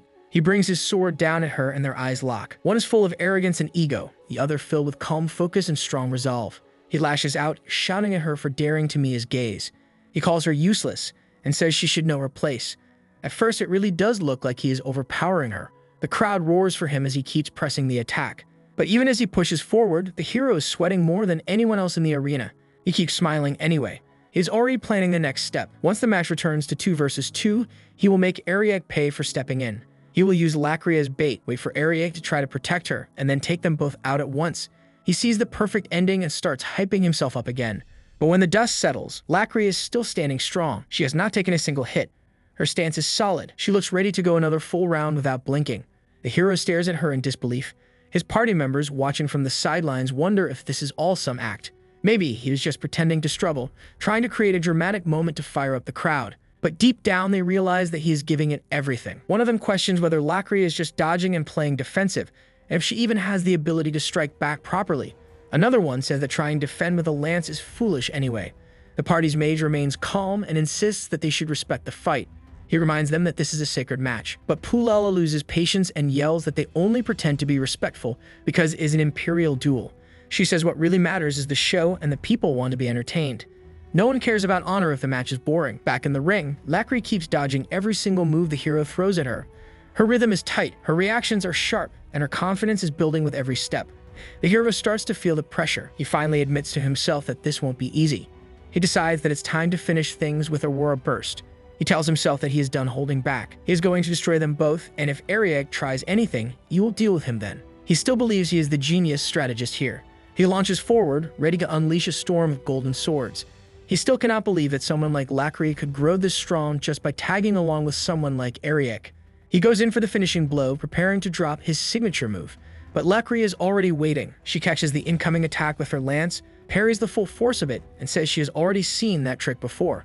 Without hesitation, she counters the flash of the Wicked Dragon, knocking the hero back and shutting down his Aurora Burst on the spot. The audience goes silent. No one can believe she just did that. The hero stares at her, stunned, losing grip on his composure. He keeps telling himself that he can't be losing to someone so weak, but the reality keeps closing in. Lacri doesn't stop. She pushes forward and releases the third form of Wicked Dragon Breath. The impact sends the hero crashing straight into the wall with full force. Everyone in the arena freezes. The tension is thick. The hero lies against the wall, dazed and confused. He can't wrap his head around what just happened. The crowd begins to murmur, shocked that the great hero just got knocked around so hard by a girl who was once cast out of his own team. Even his own party cannot believe their eyes. Lacri just wiped the floor with him. Ariek watches with wide eyes, barely able to speak. The party's mage starts questioning everything. He wonders if Lacri really managed to grow this strong in such a short amount of time. He realizes that they can't afford to take this duel lightly. Victory is far from certain now. People in the crowd are whispering. Some of them are starting to believe the hero might actually lose. Panic spreads through the hero's party. Several of them shout that if he goes down, they're finished. They are counting on the prize money. Without it, their debt will crush them. Their dreams of clothes, jewelry, and status are about to go up in smoke. The mage tries to calm the group down, but Pulala is already losing it. She yells that she won't stick around if the hero loses. She says their team is doomed and that it was a mistake to believe in someone so pathetic. She screams that this match is her entire future, and now she has to take matters into her own hands. She declares that as the Archwizard, she's going to use the trump card the Chancellor gave them. That is their last chance. The mage tries to reason with her and says they should not do anything reckless. But Pulala is already calling out to Elda and Delia. She tells them to go after Lacri now. Alicia sees what is about to happen and shouts in outrage. She demands to know what the hell they are doing. They are about to break every rule of the sacred duel by stepping in to attack Lacri. And they are doing it right in front of everyone. The hero's party shamelessly turns the duel into a 2 versus 1. Alicia is beyond furious, her anger boiling over as she watches the two charge in on their own. She shouts that this is against every rule of the sacred duel. The mage asks the referee to step in and stop the violation. The crowd expects the match to be paused, but Ariek, standing calm as ever, tells them to let the fight continue. Everyone turns to look at him in shock. He doesn't flinch. He trusts Lacri completely. One of the new attackers smirks and mocks Lacri, saying that her defenses mean nothing against her own unique skill. She promises to finish what the so-called hero could not. She charges in with full confidence, but Lacri stays calm and activates an earth skill, slamming her lance into the ground. The battlefield shakes as jagged spikes rise up all around, sharp and tall like lances themselves. The sudden terrain traps their opponent in a cage of brittle but dangerous spikes. She starts smashing through them, scoffing at the move and calling it a childish trick. She believes the attack was meant to restrain her, but Lacri never planned to trap her. The entire move was just a setup. While the opponent is busy tearing through the lances, Lacri suddenly appears behind her. She yells out the name of her next move using the Holy Lance skill Dragon Purge. The blast sends the attacker flying. The little dragon watching from the sidelines yells in excitement, saying Lacri is amazing. Alicia is stunned and finally realizes that the spike formation was just a distraction all along. Pulala laughs out loud, saying that Delia is even more of a fool than she thought. She leans back, ready to enjoy the rest of the match, claiming it is more entertaining when they crash into each other without her doing anything. Elvis steps in next, screaming like a wild brute that he will defeat Lacri and become the greatest warrior in the kingdom.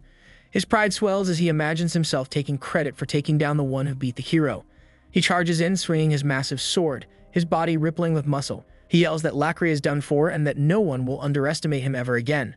But Lacri stands her ground and tells him not to get ahead of himself. He shouts that they will find out soon enough and unleashes his attack, calling it Dragon Slash. A glowing dragon shape wraps around his blade as he swings.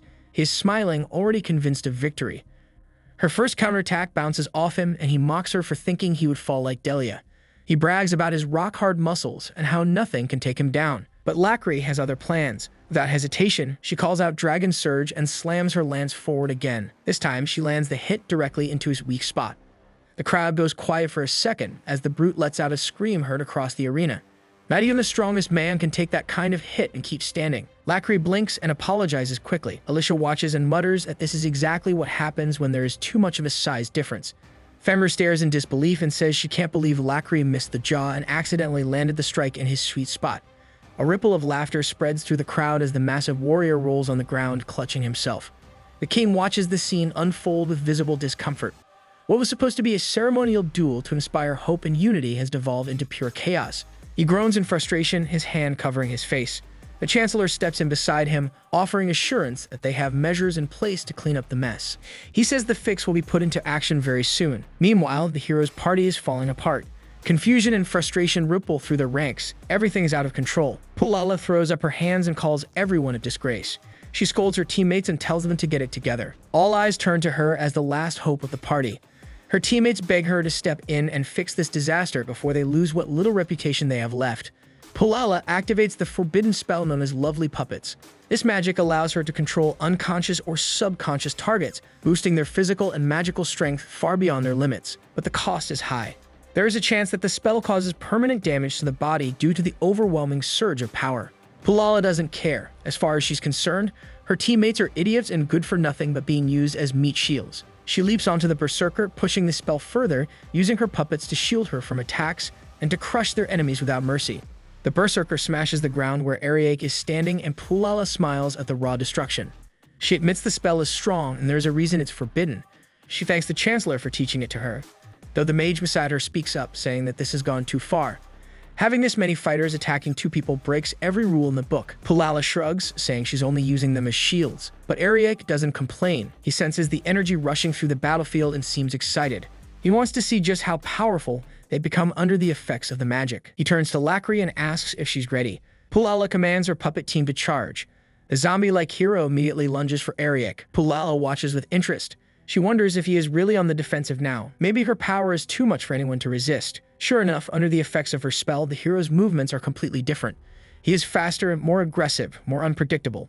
Pulala wonders if this is the only way the hero can ever be useful. She starts to think it might be over. But to her shock, even with all that power, Ariake manages to push them back. The crowd watches in disbelief as Ariake deflects a blow from the holy sword with nothing but his stick. He grins and says it seems the hero was holding back before. Now, under the magic, he is finally showing his true potential. He even jokes that it's nice to see both of the hero's curled bangs standing up. Pulala tells the hero not to give him any breathing room. Ariake laughs, saying the spell seems to be boosting their morale. At least now he gets to face the hero at full power. The hero lunges again, stabbing wildly, but Ariake dodges each strike with ease. He teases that even as a mindless puppet, the hero fights like a D-class adventurer. The insult hits hard. The hero, despite being under mind control, looks visibly angry. Pulala notices it too. She remarks that he's supposed to be unconscious, yet he's still pissed. Ariake senses it. This is no longer a casual battle. The real fight has finally begun. He feels like he has leveled up. His team watches from the side, amazed. They all thought he was going to collapse early on, but he's still going strong. Pulala decides to let the hero stay locked in combat with Ariek. Instead, she shifts her attention to Lacri. She orders the 2 remaining puppets to gang up on her. But Lacri is unfazed. Instead of getting overwhelmed, she beats them down one by one. Pulala then tries to hit her with a fireball. Lacri doesn't even flinch. She dispels the magic with ease, leaving Pulala in disbelief. Meanwhile, the hero is struggling to land a hit on Ariek. Pulala grits her teeth. This is getting them nowhere. She pours more magic into the spell, stacking her own magic on top of the puppet enchantment. But even then, Ariek still manages to overpower the hero. Pulala stares, stunned. Ariek taunts her, saying her magic is so weak that it can't even mess up a strand of his hair. For Pulala, that was her strongest spell. She's horrified. She can't believe it. Ariek watches her closely. He suspects she's trying to make him drop his guard, but he knows better. He says her magic is weak because she always tries to take shortcuts. That line finally breaks her. She screams in frustration, furious at being called a fraud. She decides to stop holding back. She casts limiter removal magic. The effect is instant. Her puppets begin to explode with magic. The surge is so intense it sounds like their bones and blood vessels are tearing apart. The mage watches in horror. He whispers that they're gone. But then, the trio flies into the air, landing hard and ready to throw hands. No one can believe it. They still look like the same people, but something is off. Their faces are twisted, their bodies are twitching, and they seem more like wild beasts than humans. The crowd recoils. The sight is terrifying. People start whispering. The entire arena is unsettled. The king glares at the chaos, shouting for the chancellor. He demands to know how the kingdom's ace mage could defile the sacred arena like this. The chancellor calmly responds, saying they have ways to handle the situation. He says the solution will reveal itself soon enough. Back in the fight, Pulala orders her puppets to finish Ariek quickly. Ariek smiles. Now that he has to take on 3 enemies at once, he calls out to Lacri for backup. He can't believe they are so desperate to win that they're destroying their own bodies in the process. He tells Pulala to stop the spell before it's too late, but she refuses. She won't stop until she wins. She screams for her team to crush him. The wild hero charges again. Ariek still manages to hold them off. Pulala shouts that this is too much. Lacri charges toward her, yelling that she will never let anyone touch her master. Pulala is boiling with rage, but then her body locks up. She freezes in place. Ariek tells her that her right hand has consumed too much magic. It's finally shutting her down. Pulala panics. She turns and runs like a frightened animal. She no longer wants to fight. She doesn't want to die. The crazed look in her eyes disappears. All she wants now is to escape. She remembers the cave where they abandoned her, and for once, she just wants to flee. But her body slams into an invisible wall. A barrier surrounds the arena. She is trapped. She bangs against it, unable to leave. The crowd begins to murmur. Something has changed. They watch as Alicia steps forward, her robe falling away. The truth is revealed. She is the great saintess, the one who left the hero's party. She has returned and now she stands with Ariek. Pulala stares in disbelief. She finally realizes the truth. The crowd starts to cheer for Ariek's team. They are seeing something new. Maybe they are not the traitors. Maybe they are the real heroes. Alicia stands tall. Pulala watches as everything she thought was hers starts slipping away. She stayed with the hero's party only to be treated like royalty. Now even that illusion is fading, and it looks like it's all about to end. The crowd begins to question if becoming a monster just to win is worth it. Is this the hero meant to save the world? Their eyes shift to Ariek and his disciples. These 4 look nothing like monsters. One by one, people in the audience start voicing that Ariek is the real hero. He saved them. Slowly, the crowd starts to take his side. Alicia tells Pulala that the spectators no longer support her and that she should bow and apologize. But Pulala refuses. Still clinging to pride, she tries to reactivate the puppets with magic. Ariek grabs her arm and tells her it's over. She has lost. She drops to her knees in defeat. Just as the referee steps up to announce the winner, a violent surge of mana explodes and throws everyone off their feet. The crowd gasps, unsure what just happened. They turn to see the hero's body twisting unnaturally. Pulala's spell has gone out of control. With her mana drained, the puppets begin to mutate. Ariek realizes that if they don't stop them now, the spell will kill them. Magic bursts shoot through the arena and Pulala clutches her head. Something is tearing her magic apart. Ariek yells at her to stop or she'll die. The monsters keep changing and now their screams are inhuman. In the stands, people panic as they realize something terrible is happening. The creatures begin heading toward the crowd. Ariek steps in to intercept, but things are spinning out of control. He tells Lacri to help protect the people. Someone pushes forward, begging Ariek to stop the monsters. The elves arrive, declaring their faith in him. Stella, the little dragon cat, appears and calms the crowd. She says only Lord Ariek can save them. The crowd begins to settle. Thizia steps forward, reminding them that Ariek is here. The people finally place their hope in him, cheering his name. Even the king commands him to end it. One of the monsters starts swinging his hair around like a weapon.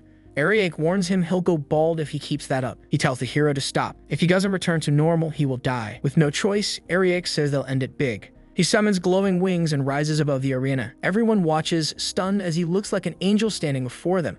He activates magic burst and enhancement, then calls down a column of thunder. Light blinds the entire field. When the smoke clears, the hero lies in a crater naked and unconscious. Ariake tells Alicia to handle him. She praises his strategy. He turns to the referee and asks for the result. The referee announces Ariake's team as the winner. The crowd erupts. Even the king cheers for them. The mage can't believe what just happened. The Empire's hero is down. He wonders what this will do to the Empire's image. The king, calm and sure, congratulates Ariake. He says this is exactly what he expected and calls him the real hero of the Empire. The king cheers for Lord Ariake, saying this is exactly what he expected from the Empire's next hero. He praises him for taking down the fake hero, and the crowd goes wild. After a fight like that, no one questions it. Ariake really earned the title. Alicia is still trying to wrap her head around how the Empire just turned the title over to Ariake. Fendry suspects this might be the Empire's way of distancing itself from the old hero and cozying up to Ariake.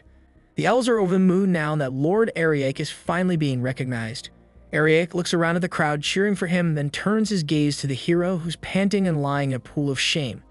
Ariake looks at him with pity and tells the crowd that he doesn't deserve to be called a hero. The real one, he says, is Vivia. Everyone's stunned. They argue that Ariake won and Vivia doesn't deserve the title, but Ariake insists he's still growing. He admits that Vivia can be selfish and tends to give up when it gets hard, but he didn't back down today. That shows he can change if people support him. Ariake says that even though he walked away from Vivia months ago, he still believes the guy has a long road ahead of him, and one day he'll earn the title for real. The crowd seems unsure, but since it's Ariake saying it, they slowly start cheering for Vivia too. Even the king agrees with Ariake's call. Ariake tells Vivia not to waste the crowd's support. Alicia's glad things have ended on a good note. She offers to handle the damage left behind. Ariake tells Vivia to apologize to Lacri once he's up and to learn something from this. Vivia starts trembling and throwing a tantrum, but before Alicia can step in, the Chancellor quietly walks up and reminds him that he still has a trump card left. Vivia remembers the demon flash in his hand. Alicia looks around, sensing something's off. Later, inside the castle, Ariake and Lacri are treated like royalty. A grand banquet is held in their honor. Ariake can't believe something this amazing is being thrown for them. He's never been to a celebration like this. Alicia explains that the Empire puts strength above everything. His fight won over the crowd, and now everyone can relax. People surround Ariake, congratulating him on fighting like a true hero. Even the beasts gather around. Lacri's in awe of how many people he's saved. Ariake tries to act cool like it just happened, but he smiles while talking to everyone. Seeing that smile makes Lacri's heart skip a beat. She can't believe someone like him is her master. The king and queen shower Lacri with praise too, complimenting her holy lance technique. Alicia smiles, proud of how far Lacri has come. Just then, another elf walks up to Ariake, saying it's been a while. She compliments him and shows off a picture of his face on her cape. It's fan club merch. Her eyes shine with excitement as she says this limited edition cape is just the beginning. There'll be even more Ariake merchandise soon. Ariake thanks her for supporting him when no one else did. She says if there's anything he needs, she'll gladly help. He smiles, tells her to enjoy the banquet, and she walks all happy. Everyone's having fun. Alicia wonders if even the elf princess is into Ariake now. She looks around for Colette and finds her munching through dishes non-stop. A voice asks if he wants more food, and Ariake turns to see Elga hiding his face behind a platter. A maid scolds him, saying he's not the only one trying to earn points. Ariake's confused, so Alicia fills him in. After the battle, the hero's party got bumped down to E-rank adventurers. Lacri asks what that means. Alicia explains they're only allowed to do basic jobs now, like cleaning gutters or finding lost pets. They're basically servants. The Emperor made them a deal. If they serve everyone at the banquet today, they can go back to D rank. Lacri watches them bicker. Ariake offers to put in a good word for them, but only if they apologize to Lacri first. They're stunned. Alicia wonders aloud if cleaning gutters for a year is worse than just apologizing to a little girl. That's enough to push them into action. They finally apologize, even if it's awkward. Lacri accepts and says there's no reason not to forgive them. She won't call them out for their screw-ups, but she does have one condition. They have to always show gratitude to their master. They start to grumble, but Lacri smiles and asks if they got a problem. That shuts them up real quick. Ariake wonders where Fenrir is. She suddenly appears behind the group. He asks if she knows where Loralee is. Fenrir says she's not sure, but they should be around. Alicia hopes they didn't get caught up in the chaos and wants to find them. Ariake looks around but doesn't see the hero anywhere. Just then, like magic, he steps out from behind a curtain. His body starts twisting and morphing. He reaches out, begging Ariake for help. They realize they have to save Vivia from the monster, and the only way to do it is by working together. Colette offers to turn into a dragon and roast the monster for good, but Ariake says no, the flames would hurt Vivia too. So turning into a dragon is off the table. Pulala wonders if they really need to hold back. For Fenrir, this whole thing is nothing but child's play. The mage doubts if she can actually hold back against a monster this strong, but Ariake tells them not to stress. They just need to use the strength they have, and he'll support them however he can. After their short strategy talk, Ariake turns his focus on the monster and casts an instant death immunity spell on it. He usually casts it on allies, but this time he casts it on an enemy just to keep it alive. He tells everyone to get ready and buffs up their stats, saying he's counting on all of them. One of them uses her ultimate skill, Meteor Maelstrom, to slam the monster and send it flying into the sky. They can't believe what they're seeing. The monster is actually sailing through the air. But it's not over. The monster is trying to come back down. The barbarian steps up and shouts that he is the kingdom's shield. He blocks the monster head-on. The monster gasps. How did he stop his whole body like that? Ariake explains that it's because of a skill called Iron Wall. Arda has a body strong enough to slam into a truck and make it move. Ariake then starts chanting and powers up his magic. The monster thrashes around trying to refocus its attention. Pulala begins summoning Salamander. Her magic puts the monster on edge. It senses that a spirit is being called. But Pulala grins. This isn't a normal spirit summon. She calls out a giant reptile behind her. It's a high-tier skill that lets her possess spirits and control them. It's tough to cast, so the monster tries to crush her before she finishes. Too late, she used a chanting bypass. Ariake tells Pulala to stop holding back because the instant death immunity won't work unless she goes all out. Pulala grins. That's what she's been waiting for. Flames roar out and engulf the monster. As the smoke rises, Fenrir wonders if Alicia's barrier really saved the city. Everyone looks around for Verdok. Then someone steps through the mist. It's Vivia. They rush to greet him, but something feels off. Vivia pushes them away and tells them to get lost. He attacks without warning. Ariake quickly tells everyone to get into battle mode. They didn't manage to free him from the monster. Vivia laughs and says he's now perfectly fused with the hero. If they acted a little faster, maybe they had a chance. But now they can't beat him with their current strength. Ariake shivers and tells Alicia to set up the strongest barrier she has, but it's no good. She's been trying and nothing's working. They look up and see the sky darkening. Massive boulders start raining down from above. The tsunami roars as Vivia laughs like a maniac. No one can believe where all that water is coming from. Fenrir says it might be an illusion to mess with them, but Ariake corrects her. It's space manipulation. They're trapped in a different dimension, and this place is about to be swallowed by the sea.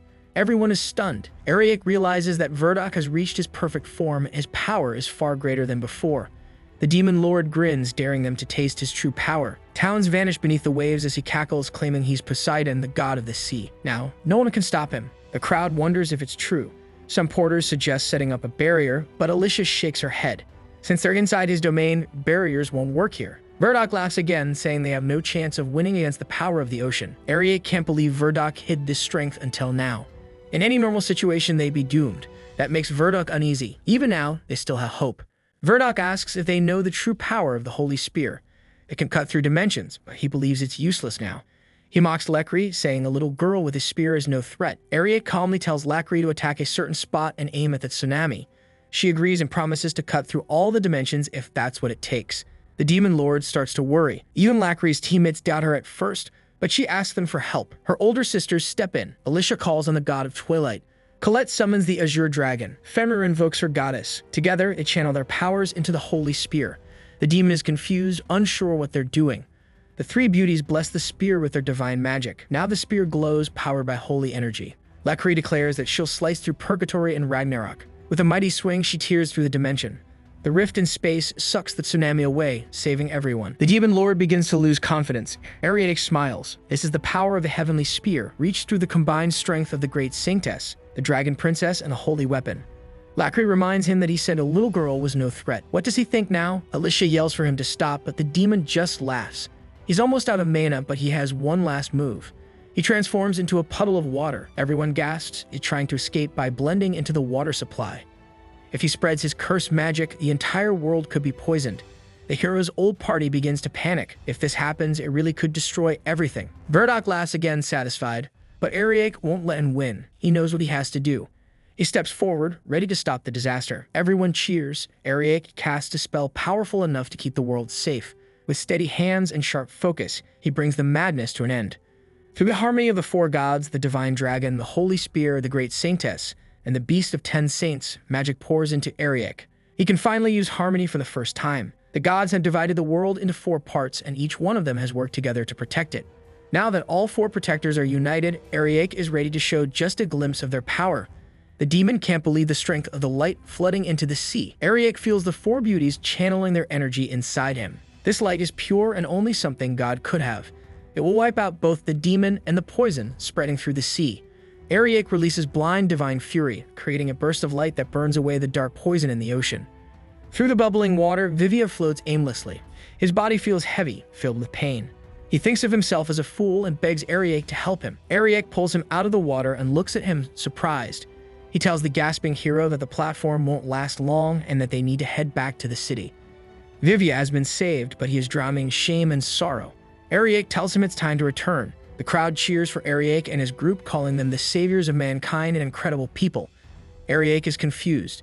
It feels like a parade. Alicia tells him that he did save the world, and they always knew he could do it. Ariake says it was possible only because of all of them. They enjoy being praised by him, and Alicia is relieved they all made it through. He apologizes, but Alicia tells him he has to give her something in return. Just as she's about to say more, Colette steps in and blocks her. They start joking and teasing Alicia, but the clueless hero has no idea what they mean. Later, they have a tea party, still surprised that it's happening inside a carriage. Alicia explains that this carriage was meant for royalty. Before the duel, Vivian and his group used it, and now that Ariake's team has won, it earned this luxury. Ariake still wishes that Vivian will one day become a great hero, but Vivian is throwing a tantrum while his teammates tell him to shut up. He misses Lorelei. Elba says that she and Basta were ordered by the kingdom to continue serving as members of the hero's party, so they went on a journey. Pulala wonders if they can even call themselves a hero's party anymore. Vivian says isn't their fault. The Chancellor was a demon, and how did a demon reach such a high position in their kingdom? But nobody in the kingdom will take responsibility. They'll try to cover up the truth of what happened to them. The group isn't impressed by his thinking. Suddenly, they hear noise outside. Someone tells them that Ariake and his team are being honored by the king. Vivian chooses to go back to sleep. He clenches his fist full of regret. Meanwhile, Lacri gazes at the kingdom and sees Burrita's castle. As they reach the entrance, the guard opens the gate. Everyone gets ready to head inside and thanks the carriage driver for his hard work, then tosses him out. Ariake is confused about what's going on when he climbs onto the carriage. He says it feels too weird to get medals and awards, so they're running away. He grabs the horse and vanishes into thin air. Alicia tells everyone not to worry, saying they'll return the carriage once they leave the city. They just want to follow a road the master approves of. They ride off into the sunset. Somewhere else, a twisted woman reads about Ariake and how he even managed to make Alicia fall for him. And now she wants him even more. She looks at the letter and starts shivering. It's about her marriage to Ariake. Just then, Ariake arrives in the room. After leaving Belta, they've been staying in an inn. Ariake hears her scream and apologizes as he lets himself in. He reaches for the letter, but Alicia tells him he can't look since his name is not on it. He still catches a glimpse. It says the great saintess must marry him to save the main branch of the church from disaster. It is signed by the archbishop. Alicia covers her face in embarrassment, and Ariake is confused about what this marriage is. She tells him not to throw around that word. She tries to explain that marriage means getting closer to someone, and the letter says it will save the church. He figures that if getting close will help, then they should get married and save it. Alicia turns into a bubbling mess and begins to recite vows. Ariake wonders how this marriage thing works and asks if it's something to eat. Alicia slams her fist on the ground in frustration, and her sisters peek in from behind the door, saying she was almost there. Fenrir wonders why the church needs help. Ariake also wants to know more and asks Alicia if she has details.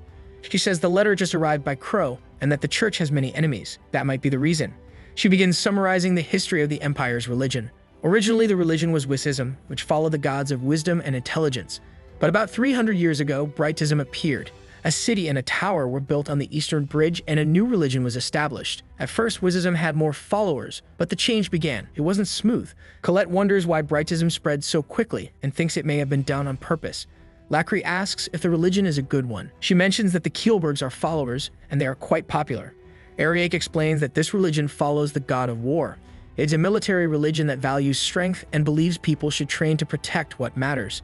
So it clearly supports the values of this country. Alicia says violence is not always the answer, but Fenrir reminds her she just smashed the floor. Alicia explains that the first religion preached peace, while Brightism is its opposite. For 300 years, Brightism was spread forcefully. Ariake wonders how such a shift happened since he doesn't know much about it. Lacri suggests that devils must be involved. Brightism treats devils as the ultimate enemy. They are different from humans, dragons, and demons. They are from the underworld and have immense power. They ask if devils really exist. Alicia says there isn't much information. The best record they have is from 200 years ago, and it says anyone who meets a devil dies.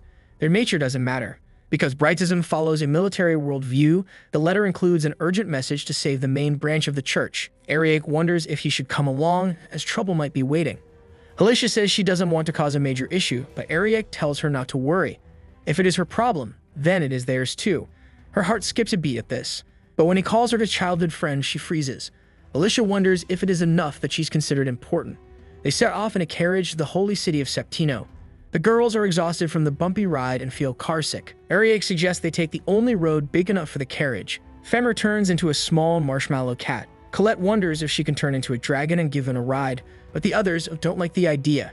Seeing a dragon might scare regular people.